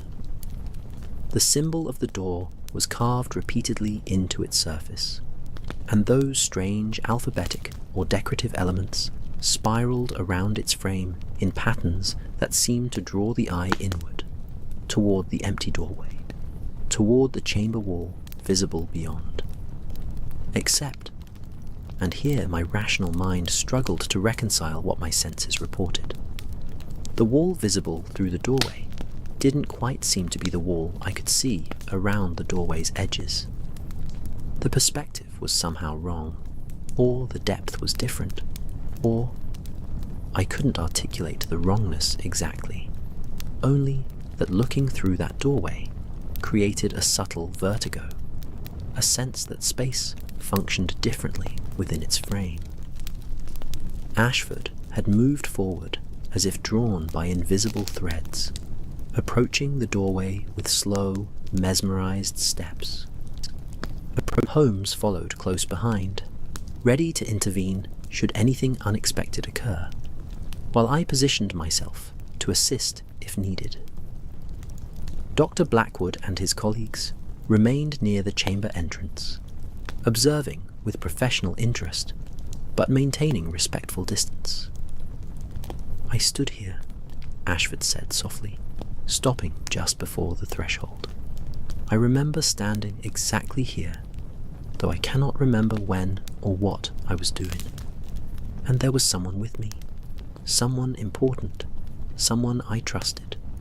We were trying to accomplish something that required this doorway, this place." "Was it night or day?" Holmes asked gently. "What sort of light illuminated this chamber?" "Lanterns," Ashford replied without hesitation, as though the answer rose from somewhere below conscious thought. "Lanterns like those we carry now. And candles. Yes, candles arranged around the doorway's perimeter. And something else. Something about fog. But the memory slips away when I reach for it directly." Holmes had been examining the doorway itself, running his hands along the carved surfaces with careful attention. Now he paused, his fingers finding something in the pattern of symbols that caught his interest. "Dr. Blackwood, bring your light here, if you would." The archaeologist approached, directing his lantern where Holmes indicated. In the enhanced illumination, I could see what had captured the detective's attention. A small panel, almost invisible within the overall carved pattern, that appeared designed to slide or open. "We documented this, of course," Blackwood said, "but we were unable to determine its function. There's no obvious mechanism for opening it, no keyhole or latch that we could identify." Holmes produced Ashford's medallion from his pocket, unwrapping it once more, and held it against the panel. The medallion's symbol aligned perfectly with a carved depression in the panel's surface, matching so precisely that it could not have been coincidental. Mr. that it Ashford, Holmes said quietly. I believe this medallion may serve as a key to this panel. However, we cannot predict what opening this panel might activate or reveal. The decision of whether to proceed should be yours. Our visitor, for I still thought of him that way, though increasingly he seemed more puzzle than person, more mystery than man, stared at the medallion and the panel with an expression of profound conflict. I'm afraid, he admitted softly. I'm terribly afraid of what we might discover, of what I might remember, but I cannot continue as I am, disconnected from my own identity, my own history. Whatever the risk, I must know. He took the medallion from Holmes and carefully fitted it into the carved depression. For a moment, nothing happened. Then, with a sound like stone whispering against stone, the panel slid aside, revealing a small cavity within the doorframe. Inside that cavity rested a leather-bound journal, its age evident in the worn binding and yellowed pages, and beside it a small glass vial containing what appeared to be a silvery liquid that caught the lantern light and seemed to generate its own subtle luminescence. Holmes carefully extracted both items, laying them on the chamber floor where our collective lights could illuminate them properly. The journal was inscribed on its cover with initials R.A., confirming its connection to Ashford. Holmes opened it gently, revealing pages covered in neat handwriting, passages in English interspersed with Latin phrases and sketches of the door symbol from various angles and in various configurations. It's my handwriting, Ashford said, kneeling beside the journal. I recognize it, even though I don't remember writing it. These are my notes, my journal. I don't remember writing it. But what are they doing hidden in this doorway?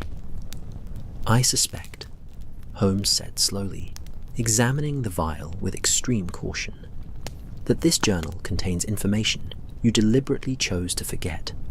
Temporarily, one hopes, for reasons this journal itself may explain. And this vial... He held it up to the light, studying the silvery liquid within. Dr. Blackwood, have you encountered any references in your medieval documents to substances associated with memory alteration? There are mentions, Blackwood confirmed, his voice carrying a mixture of scholarly excitement and profound unease. Alchemical preparations, herbal infusions, substances described as having properties related to consciousness and memory. We dismissed them as purely mythological, of course. But perhaps the medieval scholars were not as primitive as we moderns assume, Holmes finished. Perhaps they discovered things we have since forgotten, things only now being rediscovered by our contemporary chemists and psychologists. He carefully rewrapped the vial in a handkerchief and placed it in his pocket before turning his full attention to the journal. Mr. Ashford, shall we read your own account of events? I suspect it will provide the answers we seek.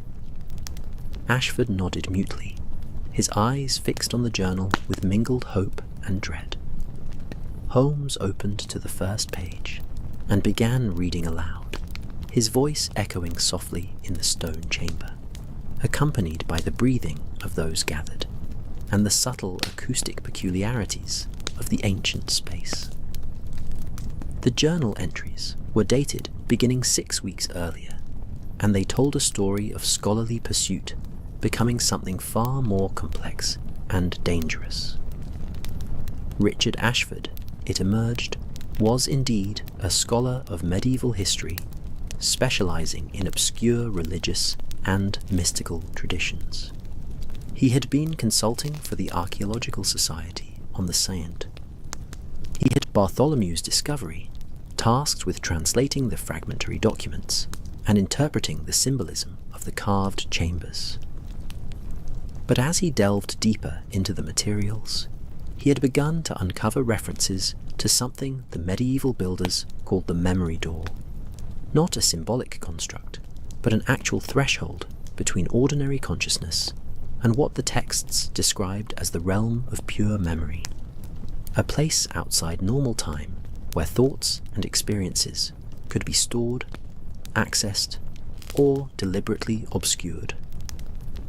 The texts spoke of a custodian tradition dating back centuries before the chamber's construction, a secret lineage of scholars and mystics who maintained knowledge of these thresholds and the methods for accessing them.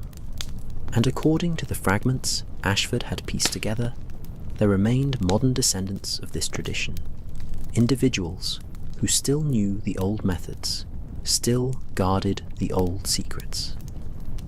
He had made contact with one such custodian, a woman named Eleanor Whitmore, herself a scholar of medieval mysticism. Together, they had begun experimental work with the memory door, attempting to understand its function through direct experience rather than mere academic study. And they had succeeded, perhaps too well.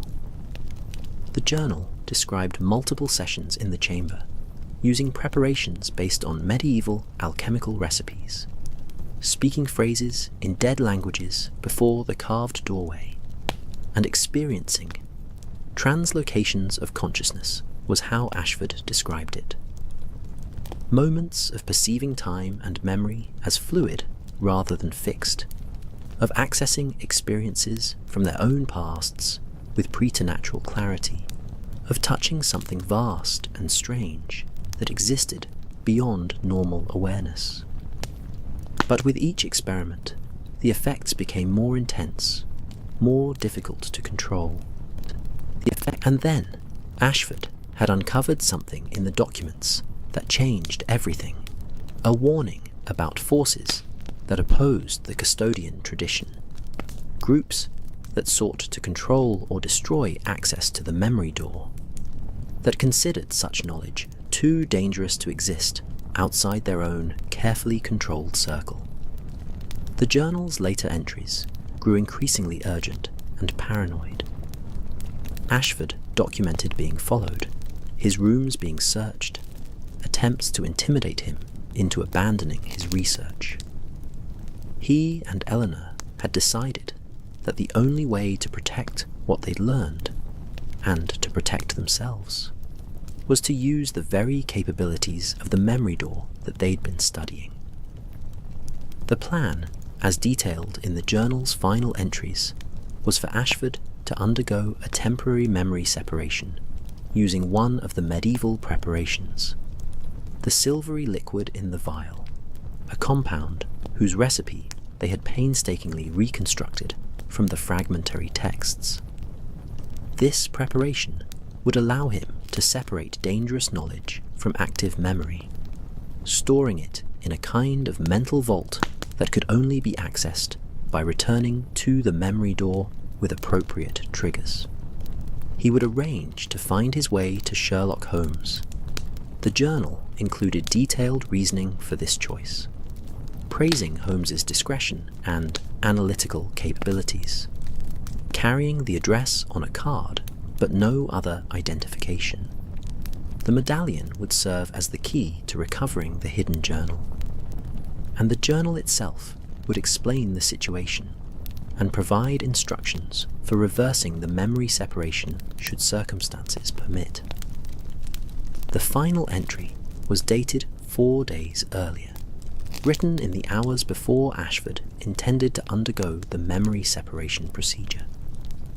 It was addressed to himself, to the version of Richard Ashford who would read it without remembering having written it.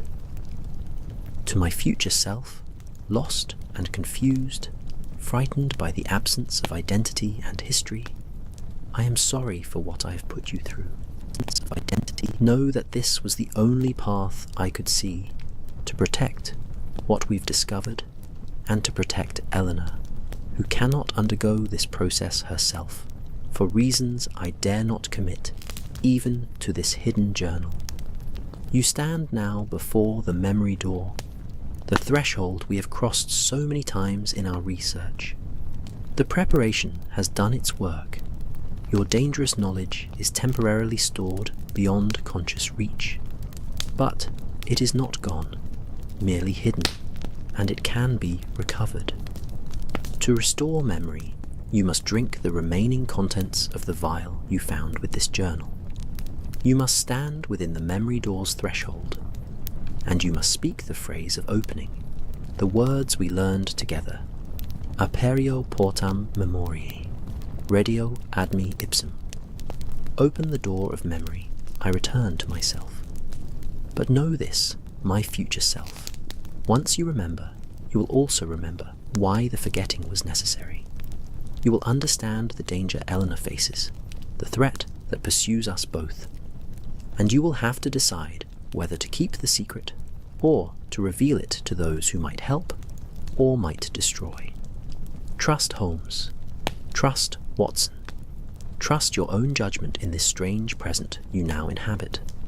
And know that whatever you decide, we chose this path deliberately, with full awareness of its costs and consequences. May your lost memories return gently. May the truth, once known, bring more light than shadow. May this door, which has shown us such wonders and such terrors, prove ultimately to be a passage toward understanding rather than oblivion. Richard Ashford, 4 days before the forgetting, 3 hours before the threshold, in the last moments of continuous memory before becoming the stranger I now address. The chamber was utterly silent as Holmes finished reading. Even our breathing seemed suspended, as though we collectively held ourselves in stillness, while the implications of what we'd heard settled into comprehension. While our Ashford, the man who had arrived at Baker Street, lost and desperate, stood with tears streaming down his face, though whether they were tears of relief or grief or fear, I could not have said. His hands trembled as he reached for the journal, drawing it to himself, as though it were a precious child recovered after long absence. "I did this to myself," he whispered. "Deliberately, willingly, I erased my own identity to protect. What? Who is Eleanor? Where is she now? And who are these forces that oppose the custodian tradition?" Holmes laid a gentle hand on his shoulder. "Those questions can be answered, Mr. Ashford. But first, we must decide whether you wish to proceed with restoring your memory. The process your past self described, drinking the remaining contents of that vial, standing within the doorway, speaking the phrase, carries obvious risks. We have no way of predicting what the full restoration of memory might entail, physically or psychologically. Or, I added softly, you could choose to leave the memories hidden. You could rebuild a new life, a new identity, free from whatever dangers your former self was fleeing. Sometimes, and here I met Holmes's eyes across the lantern-lit space, sometimes forgetting is its own form of mercy. But even as I spoke, I knew what Ashford's decision would be. I could see it in his eyes, in the set of his shoulders, in the way he clutched that journal, the hunger to be whole again, to recover what had been lost, whatever the cost. "I must know," he said simply. "I cannot live as a ghost haunting the edges of my own life. If my former self trusted me to make this choice, then I must trust his judgment. I will drink the preparation and speak the words and accept whatever comes." Dr. Blackwood stepped forward, his archaeologist's caution warring with scholarly excitement. "Mr. Caution. Holmes, perhaps we should take precautions. Medical supervision at minimum. We have no idea what physical effects this process might produce. Dr. Watson is present, Holmes pointed out, and as skilled a physician as one could wish in such circumstances. Beyond that, I suspect the process is more psychological than physical. The preparation likely acts on perception and consciousness, rather than producing gross physiological changes. But Watson, you must make the final medical judgment. Is it safe to proceed? I examined Ashford as thoroughly as circumstances permitted. Pulse, pupil response, overall appearance and demeanour. He seemed sound enough physically, though obviously in a heightened emotional state. The preparation itself was impossible to evaluate without chemical analysis. But if the medieval scholars had successfully used it repeatedly, as the journal suggested, it presumably possessed some margin of safety. I believe the greater risk lies in not proceeding, I said finally. Mr. Ashford is already in psychological distress from the amnesia. Restoring his memory may provide relief rather than additional trauma. But I will monitor him closely throughout, and we must all be prepared to intervene should anything adverse occur. With this agreed, we made our preparations. Ashford positioned himself directly within the memory door's threshold, standing where the subtle spatial distortion was most pronounced. Holmes uncapped the vial with extreme care and handed it to Ashford, who accepted it with hands that had steadied into determined calm. Aperio portam memoriae, redeo admi ipsum. Ashford rehearsed the phrase. Open the door of memory, I return to myself. These words feel right, as though my tongue remembers them, even if my mind does not. He raised the vial in a gesture that seemed unconsciously ritualistic, then brought it to his lips and drank the silvery liquid in one smooth swallow. For a moment, nothing visible changed. Then his eyes widened, his breathing quickened, and that luminous fog he had described manifested visibly in the air around him. Not environmental fog, but something that seemed to emanate from the doorway itself, from the threshold where he stood, silvery and self-luminous, just as he had recalled. Richard Ashford, he spoke, his voice taking on strange harmonics, as though multiple versions of himself spoke in chorus. Aperio portam memoriae. I stand at the threshold.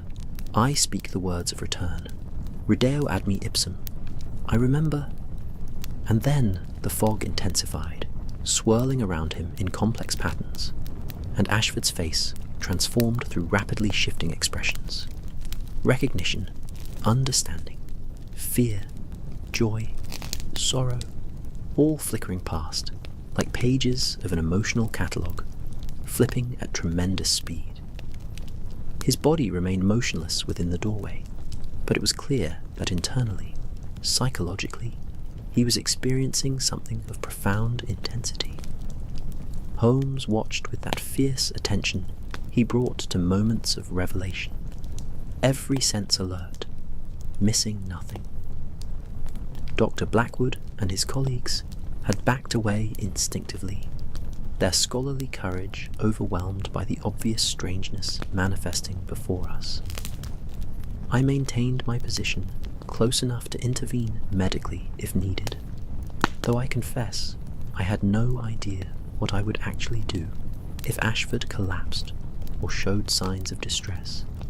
No medical school training had prepared me for this particular circumstance.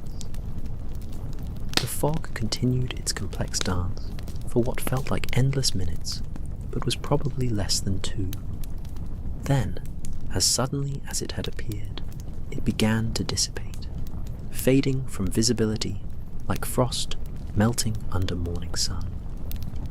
Ashford sagged slightly, and I stepped forward quickly to steady him, but he waved me off with a gesture that was somehow different from his earlier movements, more assured, more certain, more himself.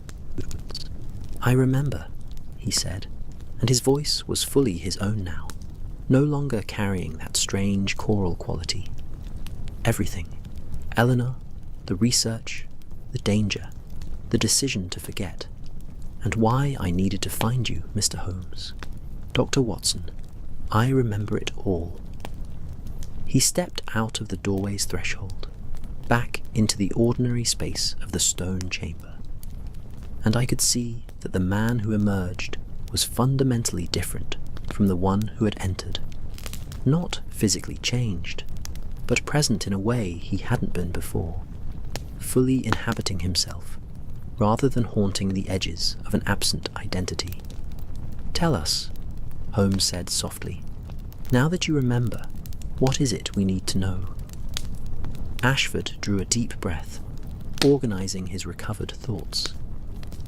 "The custodian tradition exists, as my journal suggested, a lineage of scholars maintaining knowledge of thresholds like this memory door, places where consciousness interfaces with something else.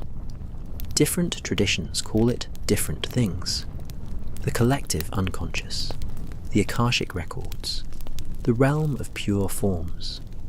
The medieval scholars called it simply the archive, and they understood that certain physical structures, properly designed and properly used, could serve as access points.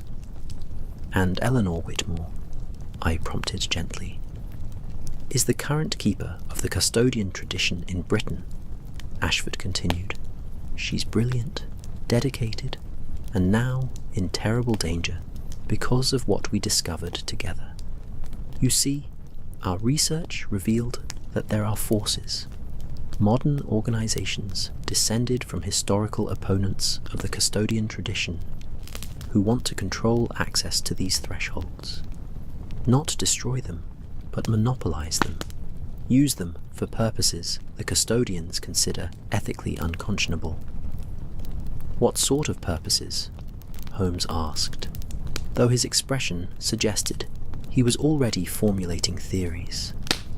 "Imagine having the ability to alter human memory at will, Mr. Holmes, to erase evidence of crimes from witnesses' minds, Mr. Holmes, to implant false memories in key individuals, to store or retrieve information in ways that bypass conventional security measures.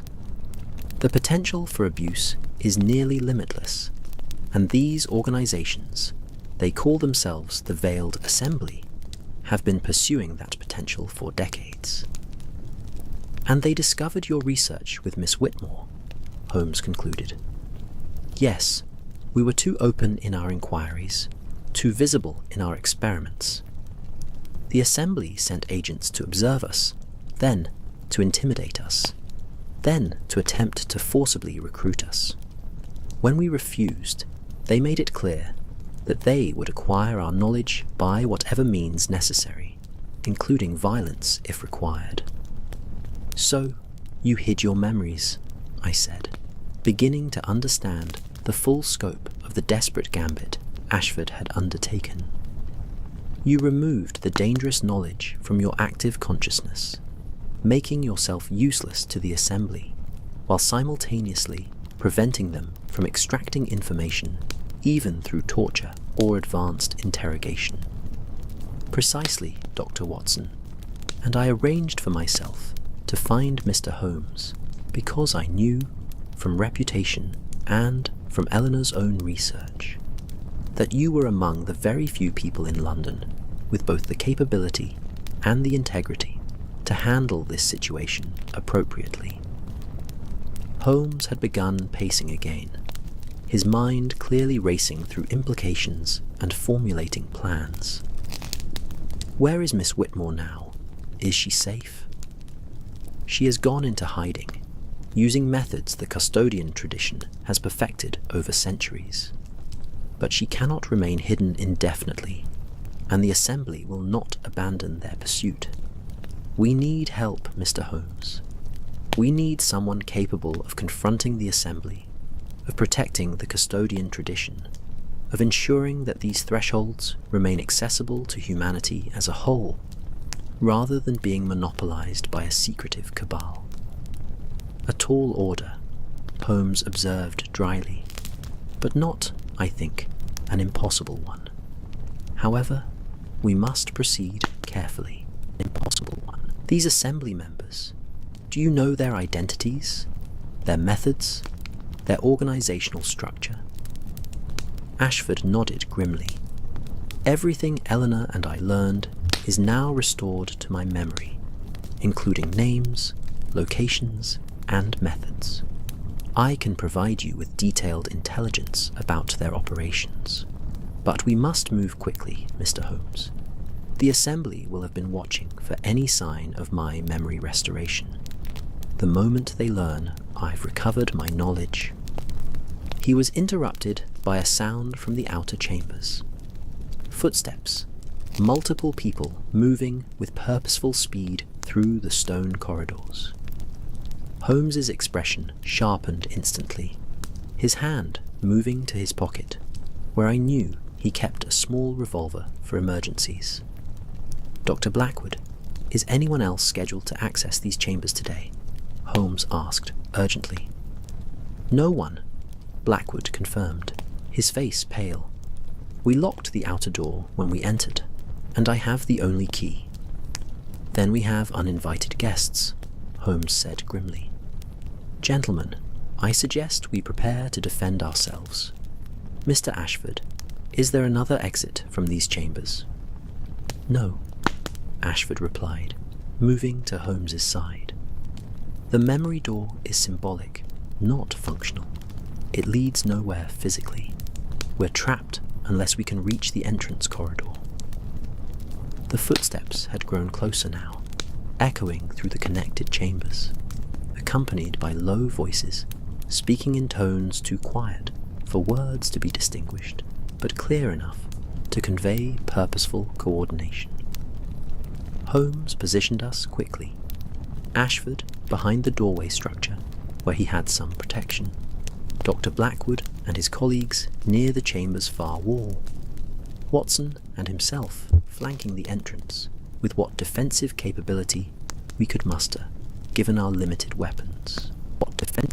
The figures that appeared in the chamber entrance were dressed as ordinary London gentlemen.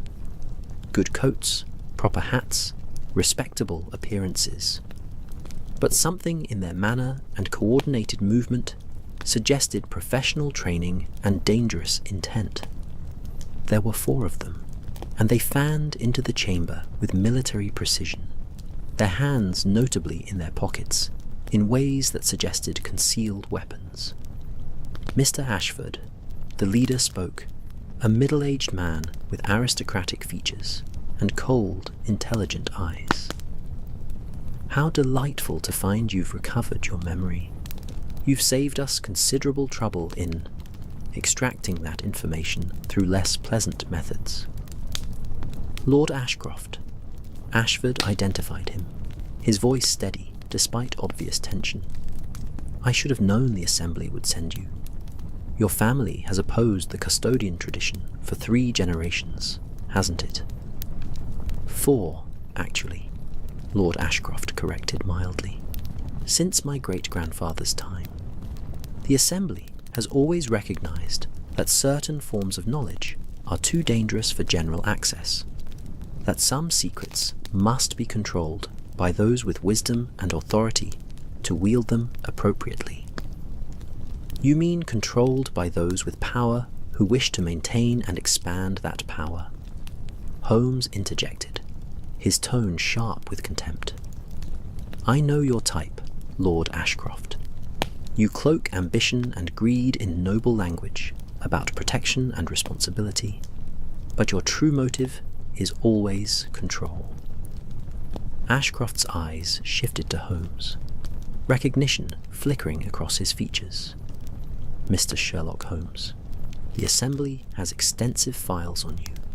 Your interference in several matters that touched our interests has been noted.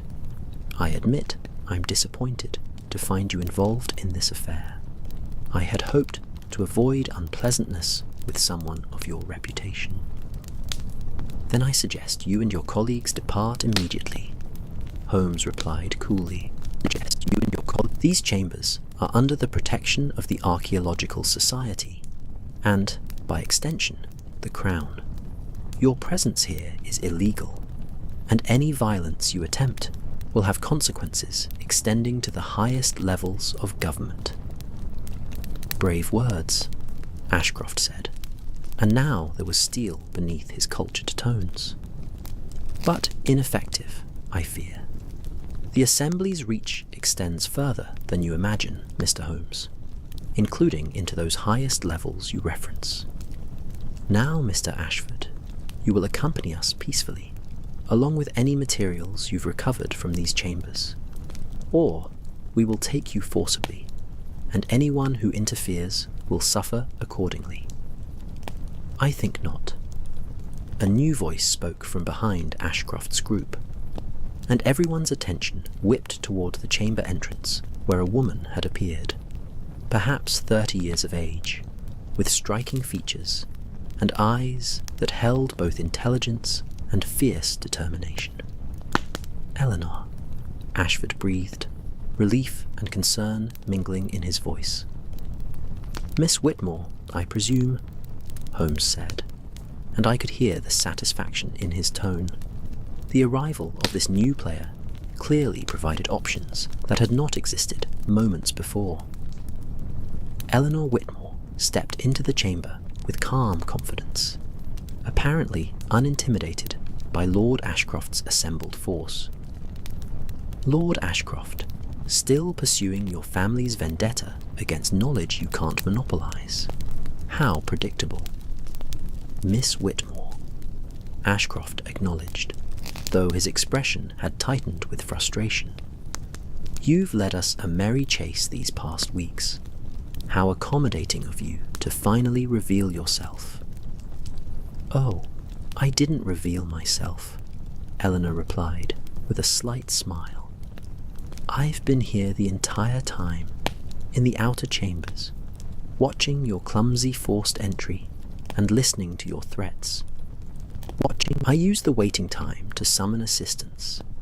The Archaeological Society's security, several constables from the local station, and a representative from Scotland Yard who has been very interested in the Assembly's activities. They'll be arriving in approximately... She consulted a delicate watch pinned to her jacket. 3 minutes. So, I suggest you have 3 minutes to decide whether you'd prefer to depart quietly or be arrested publicly. Ashcroft's face had gone rigid with anger, but I could see calculation working behind his eyes as he weighed options and outcomes. His 3 associates had tensed, clearly awaiting orders, ready for violence if their leader decided to chance it. Holmes, reading the same tension I felt, spoke before anyone could make an irreversible decision. Lord Ashcroft, you and the Assembly have pursued this matter through illegal means. Breaking and entering, threats of violence, attempted kidnapping. You've already committed sufficient crimes to warrant prosecution. Do you really wish to add assault or murder to that list? Because I assure you, I have memorized every detail of your faces, your voices, your clothing, and I will provide testimony that will see you all imprisoned, regardless of whatever influence the Assembly might wield. The sound of footsteps from the outer chambers, many footsteps, running now, accompanied by shouts of "Police!" made the decision for Ashcroft. His expression transformed from cold calculation to carefully composed neutrality. Another time, then, he said, gesturing for his associates to withdraw.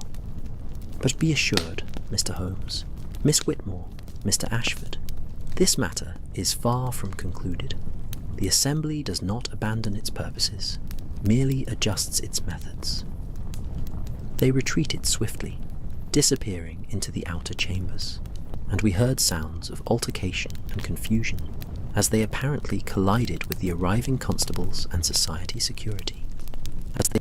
Holmes immediately moved to pursue, with Eleanor and Ashford following close behind. But by the time we reached the outer chambers, Ashcroft's group had vanished, apparently knowing alternate exits that none of the rest of us had identified. The next hours passed in a flurry of official statements, archaeological society debriefings, and police inquiries. We relocated to Dr. Blackwood's office, where we could speak more comfortably, and where Eleanor could be properly introduced to our company.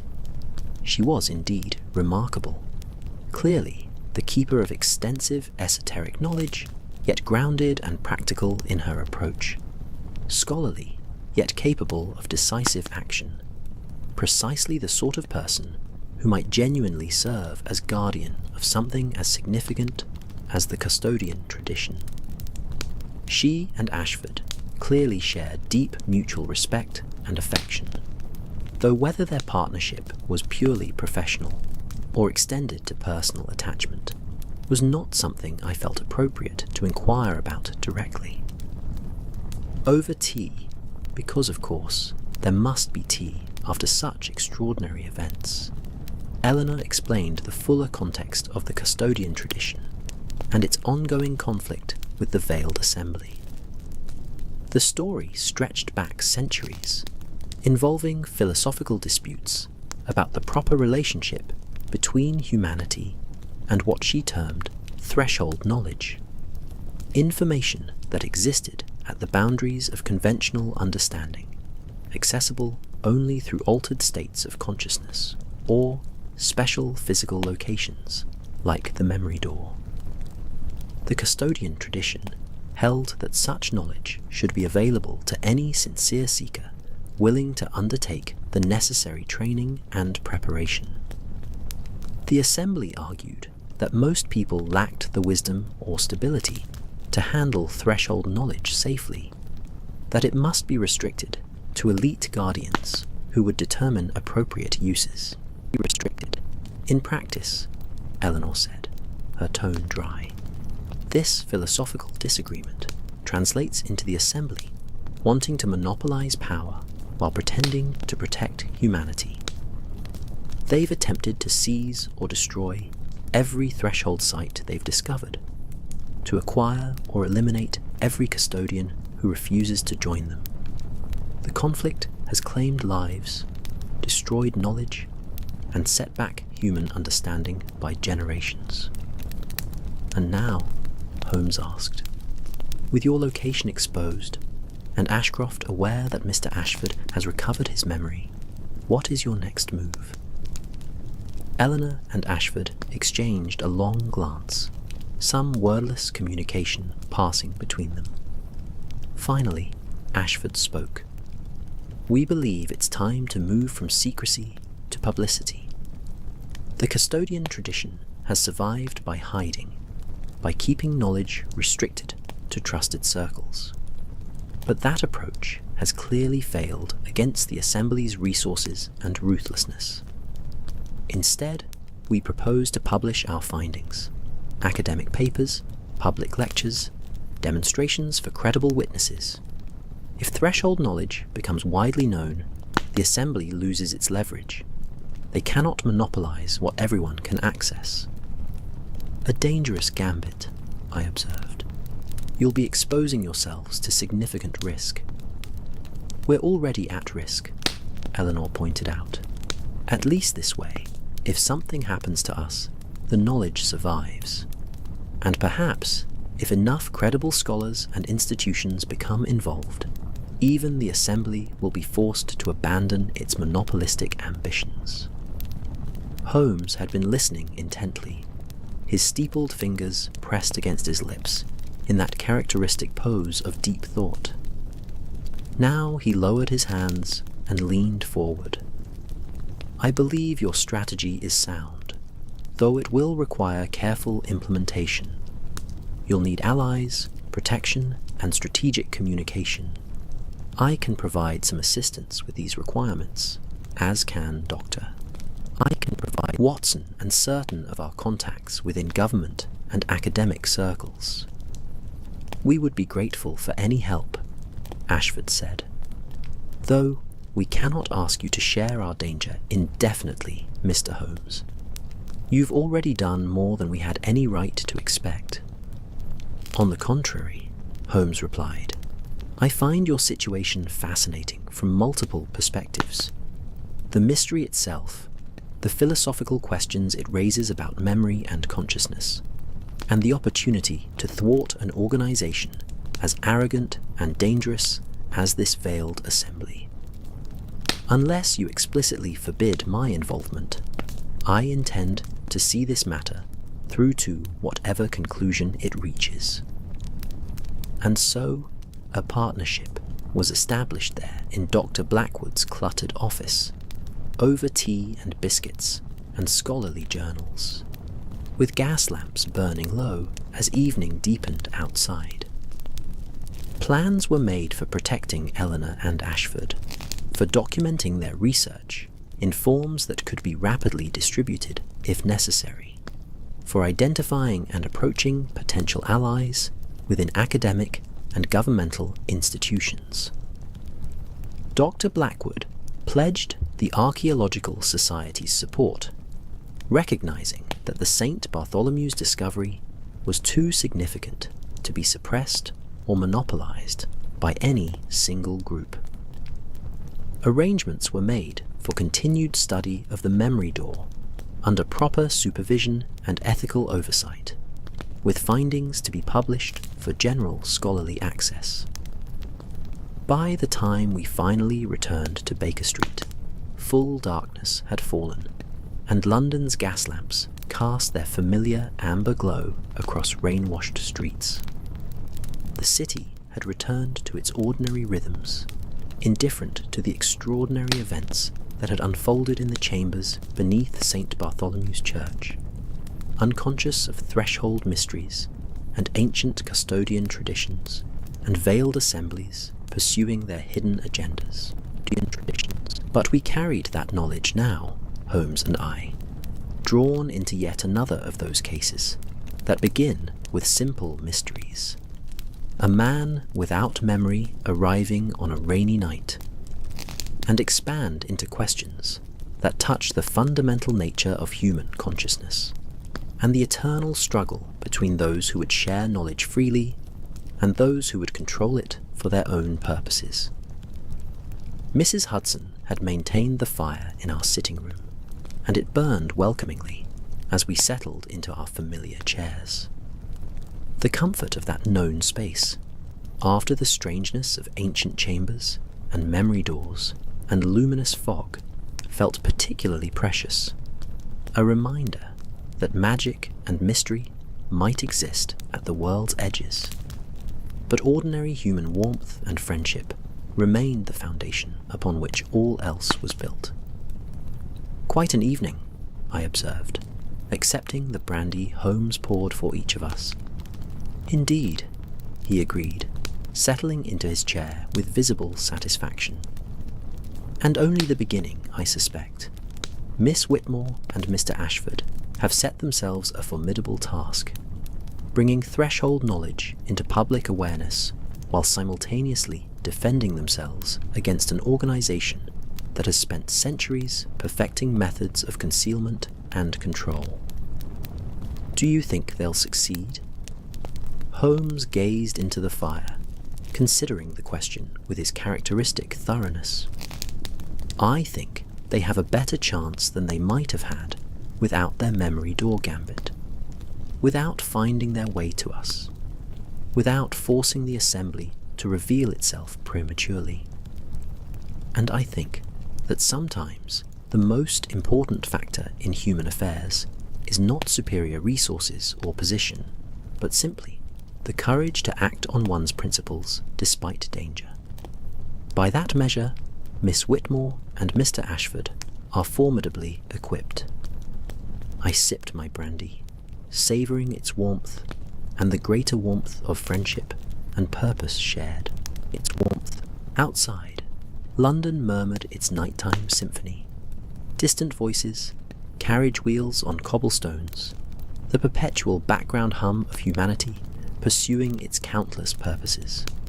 Ordinary sounds, comforting sounds, anchoring us to the solid reality of gas lamps and Victorian propriety, even as our minds expanded to encompass threshold doors and memory archives and knowledge hovering at the edges of conventional understanding.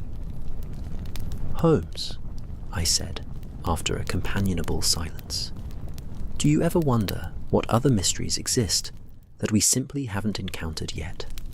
How many other secret traditions, hidden organizations, inexplicable phenomena might be operating just beyond our normal perception?" He smiled slightly, that expression that suggested he found my question simultaneously naive and endearing. "Constantly, Watson. The world is far stranger than most people imagine, and certainly stranger than conventional science and rationality allow for. But that strangeness need not be frightening. It can be wondrous, inviting exploration rather than retreat. That, I think, is what separates the custodian tradition from the assembly. One approaches mystery with wonder and welcome, the other with fear and desire for control. And which approach guides your own work? You know the answer to that, old friend. Have I ever met a mystery I didn't wish to unravel, a secret I didn't long to illuminate? The game is always about discovery, about understanding, about bringing light to shadow, not to destroy the shadow, but to see what it contains. The fire crackled contentedly, and I felt sleep beginning to pull at my awareness with gentle insistence. It had been a long day, full of revelations and danger and philosophical depths, and my mind was ready to release its grip on wakeful consciousness and drift into restorative rest. "We should sleep," Holmes said, reading my state with his typical perceptiveness. Holmes said, "Tomorrow begins the real work, protecting our new allies, documenting their knowledge, and preparing for whatever response the veiled assembly might mount. We'll need our full faculties." "Wise counsel," I agreed, rising and stretching, though I wonder if my dreams tonight will feature doors and fog and medieval chambers. "Better dreams than realities in some cases," Holmes observed. "Sleep well, Watson. Morning will arrive soon enough, bringing whatever mysteries and challenges it chooses to deliver." I retired to my room, moving through the familiar rituals of preparing for bed. But even as I settled under the covers and felt sleep approaching, my mind continued to drift through the day's extraordinary events. Richard Ashford's deliberate amnesia, Eleanor Whitmore's custodian tradition, the memory door standing in its ancient chamber, the luminous fog that had swirled around Ashford during his moment of remembering. All of it circled through my thoughts like a narrative that hadn't quite found its proper ending. But perhaps, I reflected, as consciousness finally began releasing its grip, the story didn't need an ending yet. Perhaps this was merely the beginning of something larger, a threshold we had crossed into a realm where memory and forgetting, knowledge and wisdom, secrecy and revelation would continue their eternal dance. And perhaps our role, Holmes's and mine, was not to conclude that story, but simply to participate in it with whatever courage, intelligence, and integrity we could muster. Sleep took me then, gently, carrying me into dreams that did indeed feature doors, but doors standing open, inviting rather than forbidding, offering passage to wonders rather than terrors, threshold upon threshold, extending into a distance where mystery and understanding merged into something that transcended both, a mystery and in that dream state, I seemed to hear Eleanor Whitmore's voice speaking words that might have been memory or prophecy, or simply my sleeping mind's attempt to integrate the day's experiences.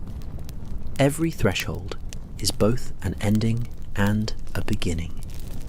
Every door that closes makes space for another to open, and every moment of forgetting creates the possibility for remembering something even more profound than what was lost. Morning did indeed arrive, as mornings have the habit of doing, regardless of how strange the previous day might have been. Sunlight streamed through my window, and I could hear Mrs. Hudson moving about downstairs, preparing breakfast, maintaining the domestic routines that anchored our lives even as mysteries and dangers swirled around us. I rose, washed, dressed, and emerged to find Holmes already deep in correspondence at his desk, apparently having been awake for some hours. The sitting room bore evidence of extensive nocturnal activity. Papers spread across every surface. Reference books opened to marked pages. The remains of a very early breakfast pushed aside to make room for work. "You've been busy?" I observed, pouring myself coffee from the still warm pot. "I sent telegrams to several contacts at 3 o'clock this morning," Holmes replied, without looking up from the letter he was writing. "Responses have already begun arriving.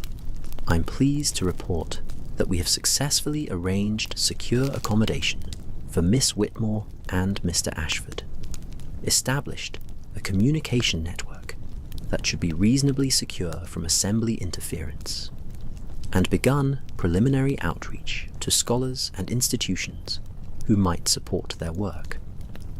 All accomplished in a few hours. Holmes, you're extraordinary." He smiled slightly at the compliment. One advantage of insomnia is the productive use of otherwise wasted time. But I couldn't have accomplished this much without your own contributions, Watson. Your contacts in the medical and military communities have proven invaluable for establishing credible endorsements of Eleanor and Ashford's work.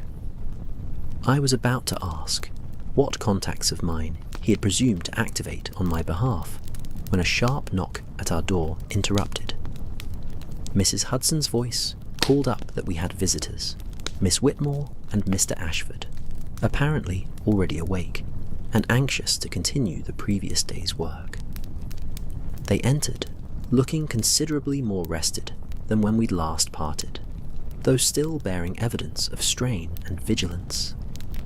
Eleanor carried a leather satchel that presumably contained documents and materials related to their research, while Ashford had a somewhat haunted quality in his eyes, despite his otherwise composed appearance. The lingering aftermath, I suspected, of having experienced both profound amnesia and equally profound remembering within the span of just a few days. "Good morning," Eleanor greeted us. "We hope we're not calling too early, but after last night's encounter with Lord Ashcroft, neither of us could rest easily in our previous lodgings. Mr. Holmes, you mentioned arranging alternative accommodation." "Indeed," Holmes confirmed, gesturing for them to sit. "You'll be staying with Professor James Moriarty, no relation to any criminal Moriarty you might encounter in sensational literature, who maintains a comfortable residence near the British Museum and has extensive connections in academic circles. He's aware of your situation and has pledged both accommodation and scholarly support." "That's extraordinarily generous," Ashford said, visible relief crossing his features. "We're very grateful." "Don't be too grateful yet," Holmes cautioned.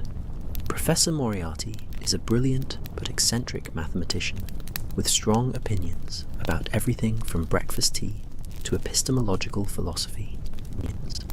You'll earn your accommodation by enduring his extended discourses on abstract topology and its relationship to consciousness studies." Despite the warning, both Eleanor and Ashford looked considerably more relaxed than they had upon entering. The prospect of secure shelter and scholarly support clearly provided exactly the sort of stability they needed to pursue their larger goals. Over fresh tea and Mrs. Hudson's excellent morning pastries, we spent several hours developing detailed plans for what Eleanor termed their Threshold Knowledge Initiative. The strategy involved multiple components: academic papers submitted to respected journals, public lectures at universities and scholarly societies, carefully documented demonstrations of the memory door's effects, and the recruitment of additional credible researchers who could replicate and verify their findings. The key, Eleanor explained, is to make the knowledge too widespread to suppress. If only a handful of people understand threshold techniques, the assembly can eliminate or intimidate them. But if hundreds of scholars across multiple institutions possess this understanding, suppression becomes impossible. A sound strategy in principle, I said, but it presumes the assembly won't simply escalate their methods.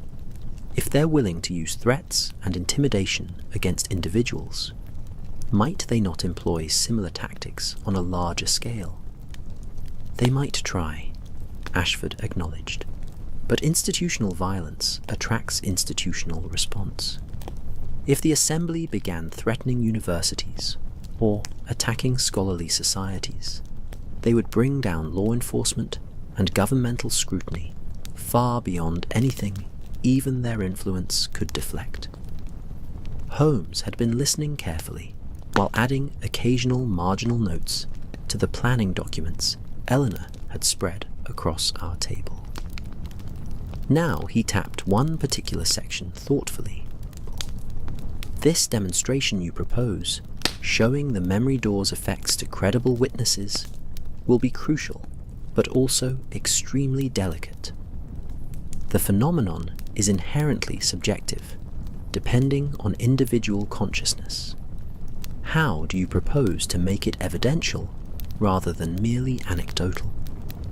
Fascinating, Holmes murmured. So you're essentially proposing to treat threshold phenomena as psychological rather than purely mystical, subject to empirical investigation, even if the underlying mechanisms remain mysterious. Exactly, Eleanor confirmed. The medieval custodians framed their understanding in religious and alchemical terms because those were the intellectual frameworks available to them. But the same phenomena can be approached through modern psychology and neuroscience. The door is the same. Only our language for describing what it does changes.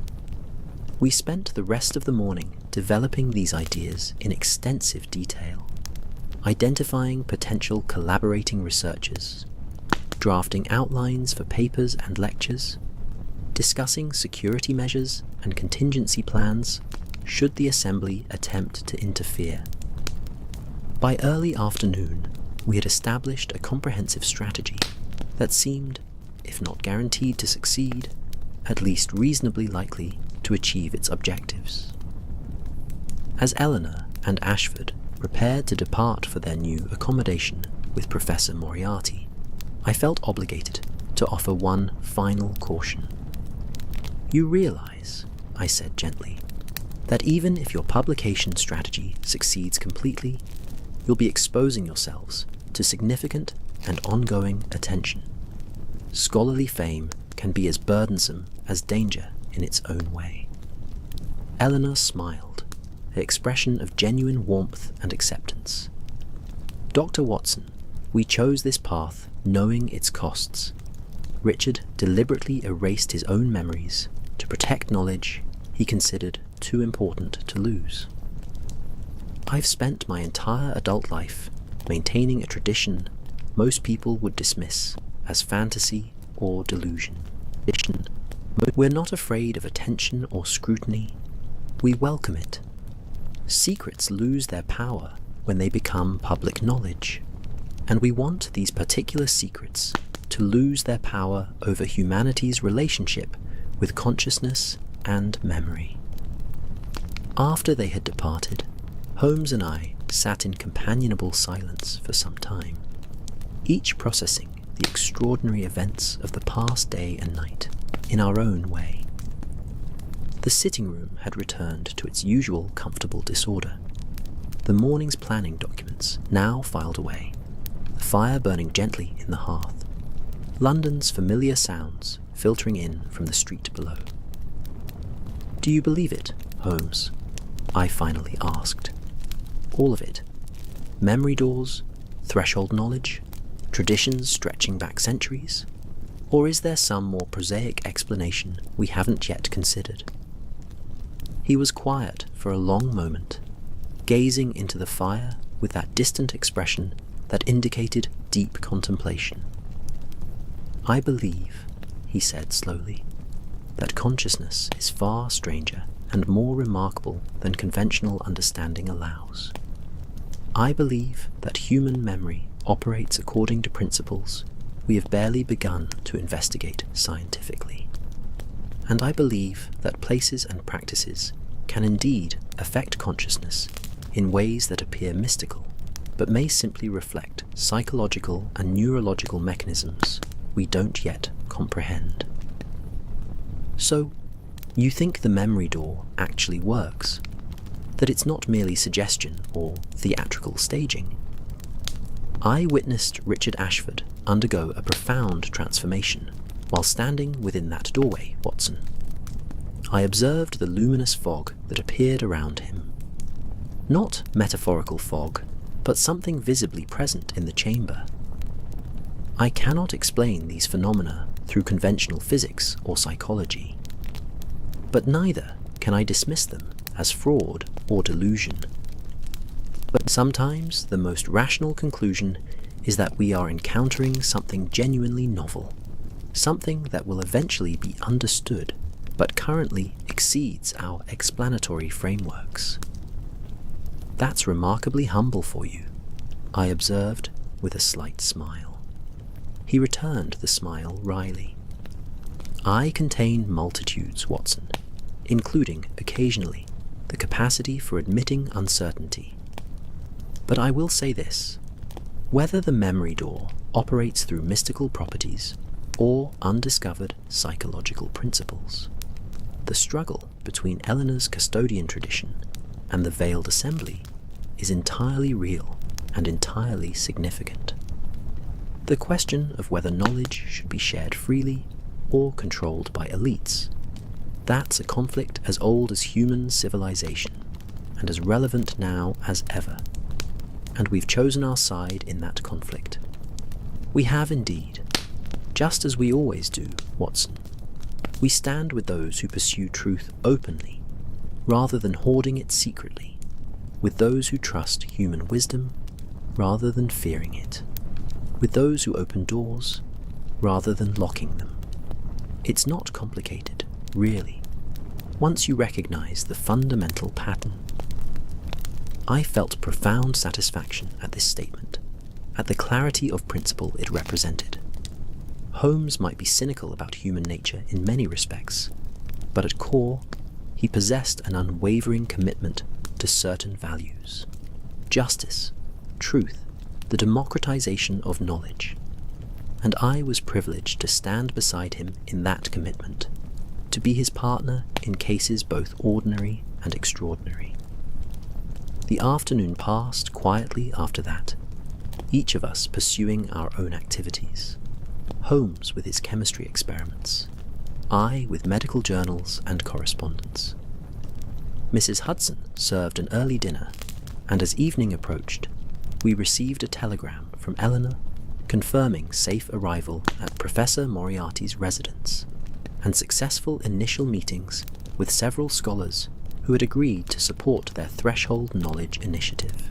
Several scholars, as the city outside our windows transformed from day to twilight to full evening, as gas lamps were lit and London settled into its nighttime rhythms, I felt a sense of completion settling over the whole extraordinary episode.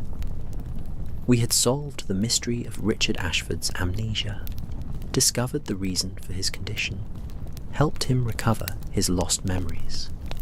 and established support for the larger cause that had prompted his desperate gambit. But I also recognized that this completion was temporary, that the story Eleanor and Ashford were now telling would continue unfolding through weeks and months, and perhaps years to come. Our role in that larger narrative might expand or contract depending on circumstances, but the fundamental struggle would continue. Custodians seeking to share threshold knowledge openly, the assembly working to control or suppress it, and countless scholars and seekers navigating between these poles according to their own principles and interests. Some stories, I reflected, don't have endings in the conventional sense. They simply continue, transforming and evolving, with different participants entering and exiting, while the core themes remain consistent. And perhaps that was appropriate for a story about memory and forgetting, about doors that opened onto mysteries that could never be fully mapped or understood, about knowledge that existed at the threshold, between the known and unknown. Holmes had retired to his chair with his pipe, creating those familiar smoke rings that drifted lazily toward the ceiling, and I settled opposite him with a book, though I found myself reading the same paragraph repeatedly without absorbing its meaning, my mind still circling through the day's discussions and revelations. "You're wool-gathering, Watson," Holmes observed gently. "What particular aspect of our recent case continues to occupy your thoughts?" "Both, I suspect," Holmes replied. "Courage and desperation often occupy the same emotional space. One could argue they're merely different framings of the same impulse to act despite fear and uncertainty. But I take your point. Ashford's decision to undergo memory separation was extraordinary by any measure. And now he has to live with having done that, with the knowledge that he was capable of such radical self-alteration.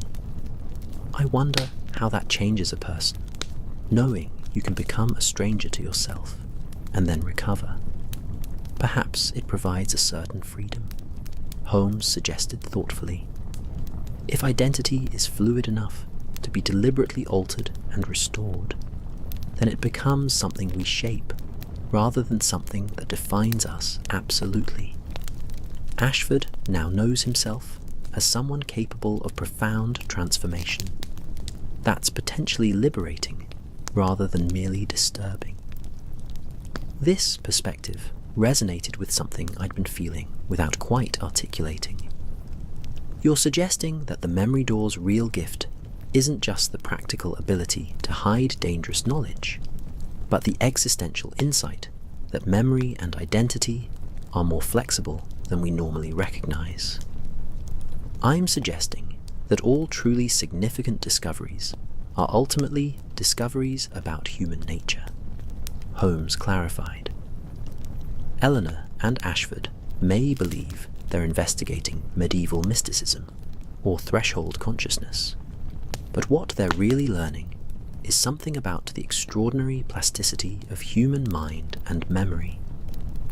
That learning, that humbling recognition of how strange and remarkable we are as conscious beings, is more valuable than any specific technique or practice." We sat in silence after this exchange, each contemplating these philosophical depths, while the fire burned down to coals and the evening deepened toward night. The book in my lap had become merely a prop, my attention fully internalized now, wrestling with questions about identity and memory and the nature of self that our recent case had raised so vividly. Eventually, the clock on the mantelpiece chimed 10, and I realized, with mild surprise, how late it had grown. The day that had begun with such intensity, planning and strategizing and hosting Eleanor and Ashford, had somehow transformed into this quiet evening of reflection and conversation. The urgent replaced by the contemplative, action giving way to understanding. "I'm for bed," I announced, rising and stretching. "Tomorrow presumably brings new cases, new mysteries, new opportunities to deploy your remarkable faculties toward problems both ordinary and extraordinary." Holmes smiled from his chair, still surrounded by pipe smoke and firelight. "Tomorrow brings what it brings, Watson. We'll meet it as we always do, with curiosity, determination, and the advantages of partnership and principle. Sleep well, old friend. You've earned your rest." I retired to my room, feeling a profound sense of gratitude for Holmes's friendship, for Mrs. Hudson's care, for the extraordinary adventure we had just completed, for the ordinary comforts of clean sheets and quiet darkness. My mind was still active, still processing the day's revelations, but in a gentle way now, not urgent or demanding, but simply integrative, weaving new understanding into the broader fabric of my experience. Sleep came gradually, bringing dreams that were not frightening, but simply strange.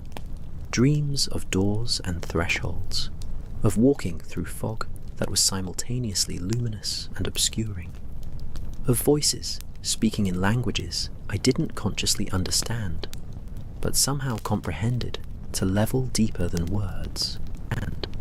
And in those dreams, I seemed to glimpse something of what Eleanor and Ashford must have experienced in their threshold work. A sense that consciousness extended beyond the boundaries we normally recognized, that memory reached both backward and forward in ways linear time couldn't quite contain, that every moment of forgetting was also a moment of potential remembering, and every closed door was also an invitation to discover what lay beyond. The days that followed our involvement in the memory door case settled back into more familiar patterns, though with undercurrents of the extraordinary running beneath the ordinary surface. Holmes returned to his usual mix of clients and investigations. A blackmail case here, a stolen document there, the occasional puzzle that drew his interest more for its intellectual elegance than any dramatic stakes. But we maintained contact with Eleanor Whitmore and Richard Ashford, receiving regular updates on their Threshold Knowledge Initiative's progress. The news was generally encouraging. Papers were being accepted for publication in respected journals. Lectures were drawing serious scholarly attention, and the network of researchers interested in investigating threshold phenomena was growing steadily.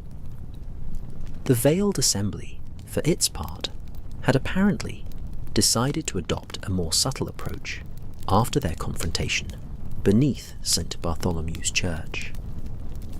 Rather than direct intimidation, they now pursued a strategy of academic opposition, publishing skeptical papers, raising methodological criticisms, working to frame Eleanor and Ashford's research as insufficiently rigorous or possibly fraudulent. A more sophisticated response, Holmes observed when we discussed these developments over breakfast one morning, and potentially more effective than crude threats. If the Assembly can convince the scholarly community that threshold knowledge is pseudoscience, they achieve suppression without revealing their own existence or methods. Can Eleanor and Ashford counter that academic opposition effectively? I asked, concerned for our newfound allies. I believe so, with continued careful documentation and replication of their findings.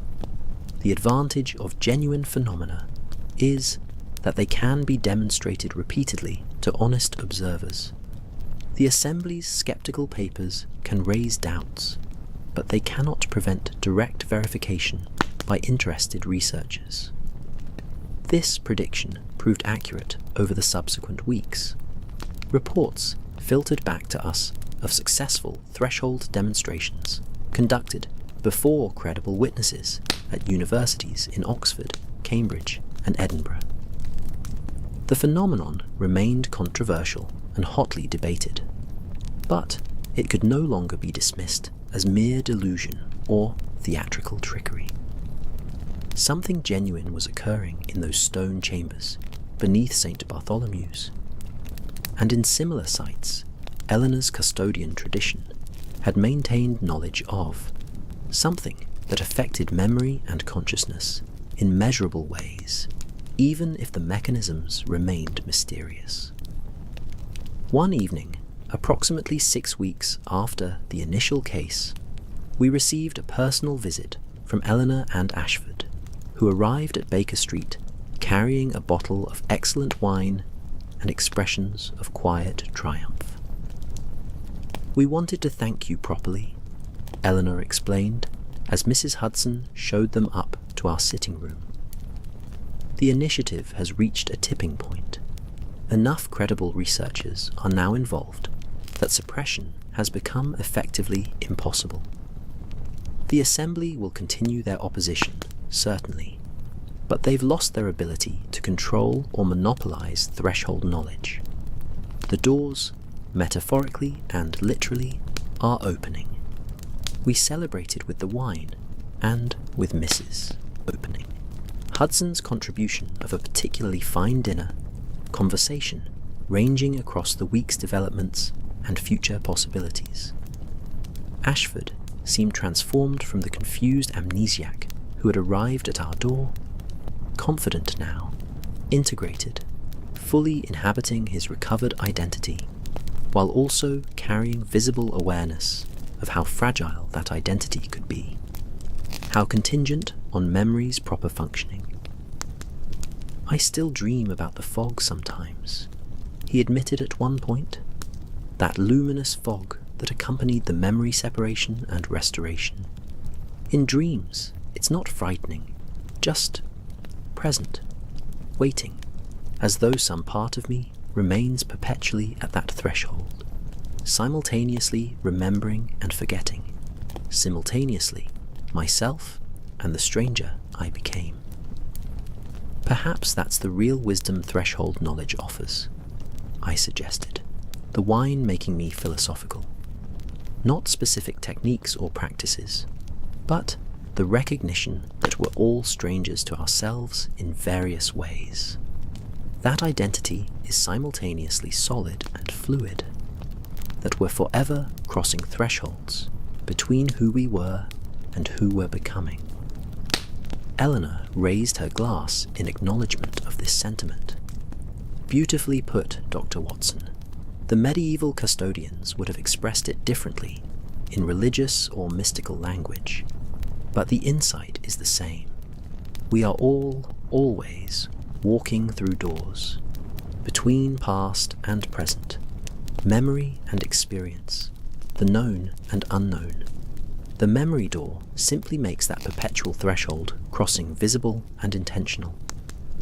As the evening progressed, conversation turned to lighter topics, shared stories and laughter, the ordinary pleasures of friendship and accomplishment, the comfortable human warmth that anchored even the most extraordinary investigations. Holmes was unusually relaxed, his sharp edges softened by wine and satisfaction, contributing dry observations that sent the rest of us into delighted laughter.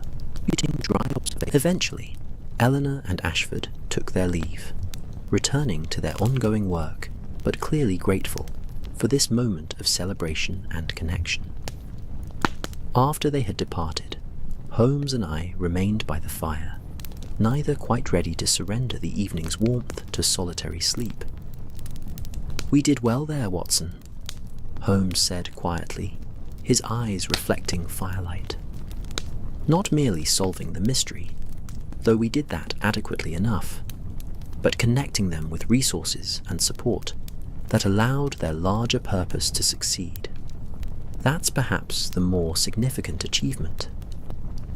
"You sound satisfied," I observed. "That's relatively rare for you. Usually, you're already seeking the next challenge before finishing the current one." He smiled slightly. "I am satisfied. Not complacent, mind you. There's always another mystery, another injustice requiring attention. But for this moment, this evening, I'm content with what we've accomplished and with the company in which we accomplished it." I felt warmth that had nothing to do with fire or wine, gratitude for this partnership that had somehow become the defining relationship of my adult life. Holmes might be difficult, demanding, sometimes impossible, but he was also brilliant, principled, and in his own way, deeply loyal. And I was privileged to stand beside him, to share these extraordinary investigations, to be his Watson. We sat in companionable silence as the fire burned lower and the night deepened around Baker Street. Two friends at peace with themselves and their recent work, content in the moment while knowing that tomorrow would bring new challenges, new mysteries, new opportunities to deploy our combined strengths toward problems that needed solving. And in that peaceful moment, I reflected on the strange journey Richard Ashford had undertaken, deliberately forgetting himself, trusting that he would find his way to help, recovering what he had lost, and in the process, perhaps gaining something more valuable than what amnesia had taken.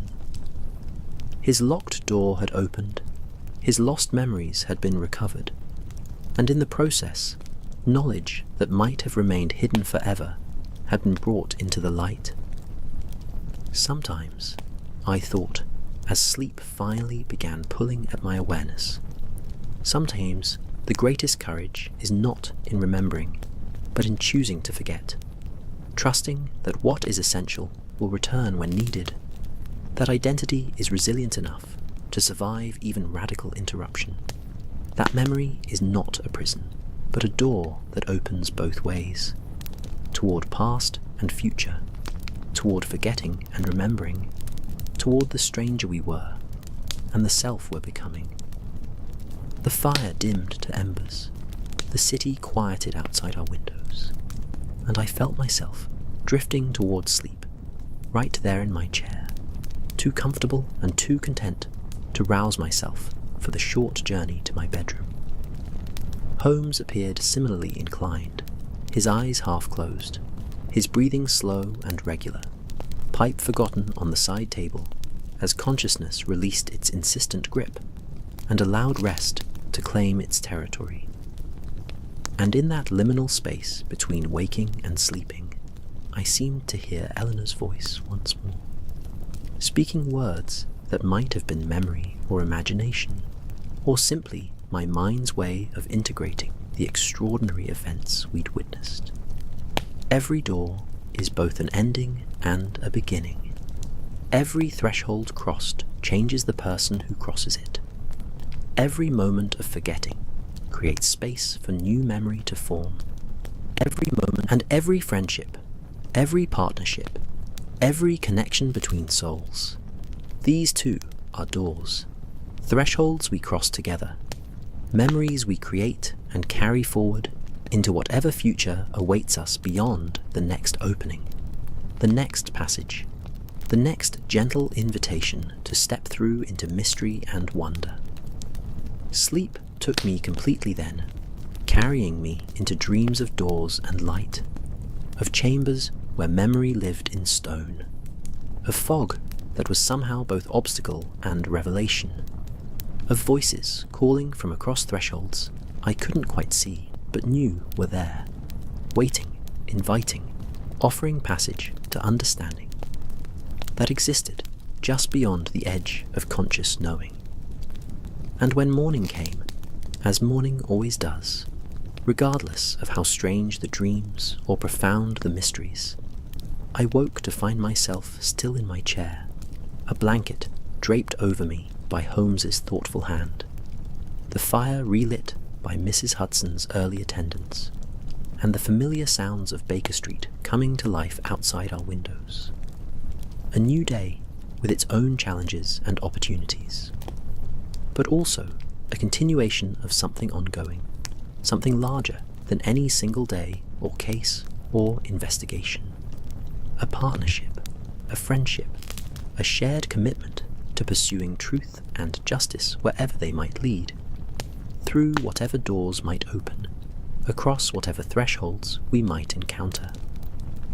I rose, stretched, greeted Holmes with morning pleasantries, and prepared to meet whatever the day might bring, knowing that whatever it was, we would face it together, with courage and curiosity, and the hard-won understanding that the greatest mysteries are not those we solve, but those we learn to live with, to honour, to allow to remain partially open, forever inviting us toward deeper understanding, and toward the recognition that we ourselves, conscious, remembering, forgetting, crossing endless thresholds, are the greatest mystery of all.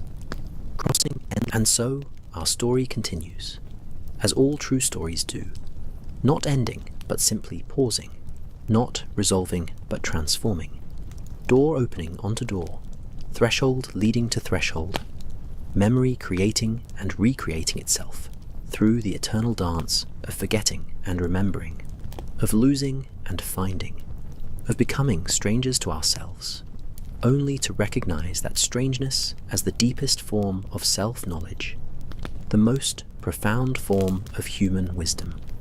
The locked doors have been opened, the lost memories have been recovered, but the greater journey, the journey toward understanding consciousness itself, toward grasping the strange and beautiful mystery of human awareness and identity, that journey continues, will always continue, for as long as there are minds to wonder, hearts to question, and souls brave enough to cross the thresholds that separate the known from the unknown, the remembered from the forgotten, the self we think we are from the selves we might yet become. Thank you, dear listener, for joining me on this journey through Victorian London's foggy streets and ancient chambers, through the mystery of lost memories and locked doors, through the adventure of Richard Ashford's desperate gambit and his ultimate restoration. I hope this story has carried you gently toward rest, that your own dreams tonight are peaceful and restorative, filled with wonder rather than worry, with possibility rather than fear. If you've enjoyed this Gothic mystery sleep story, I would be grateful if you would subscribe to this channel, leave a like to show your support, and perhaps share your thoughts in the comments about what aspects of the story resonated most deeply with you. Your engagement helps me create more of these atmospheric journeys through mystery and history, more opportunities for us to explore the strange and beautiful together in the safe space of narrative and imagination. And now, as the hour grows late and sleep calls ever more insistently, I'll leave you with this final thought. May your own memory serve you well. May the doors in your life open onto beauty and understanding. May you cross thresholds with courage and curiosity. And may you always remember that even in forgetting, we remain ourselves, strange, wonderful, endlessly mysterious beings, capable of transformation and restoration, of losing ourselves and finding ourselves again, of walking through fog and emerging into clarity, of closing doors only to discover new ones opening before us. Good night, dear friend. Sleep well, dream beautifully, and know that tomorrow, when you wake, the world will still be full of mystery and wonder, still offering thresholds to cross and doors to open, still inviting you into the great adventure of consciousness and connection, and the endless unfolding story of becoming who you are meant to be.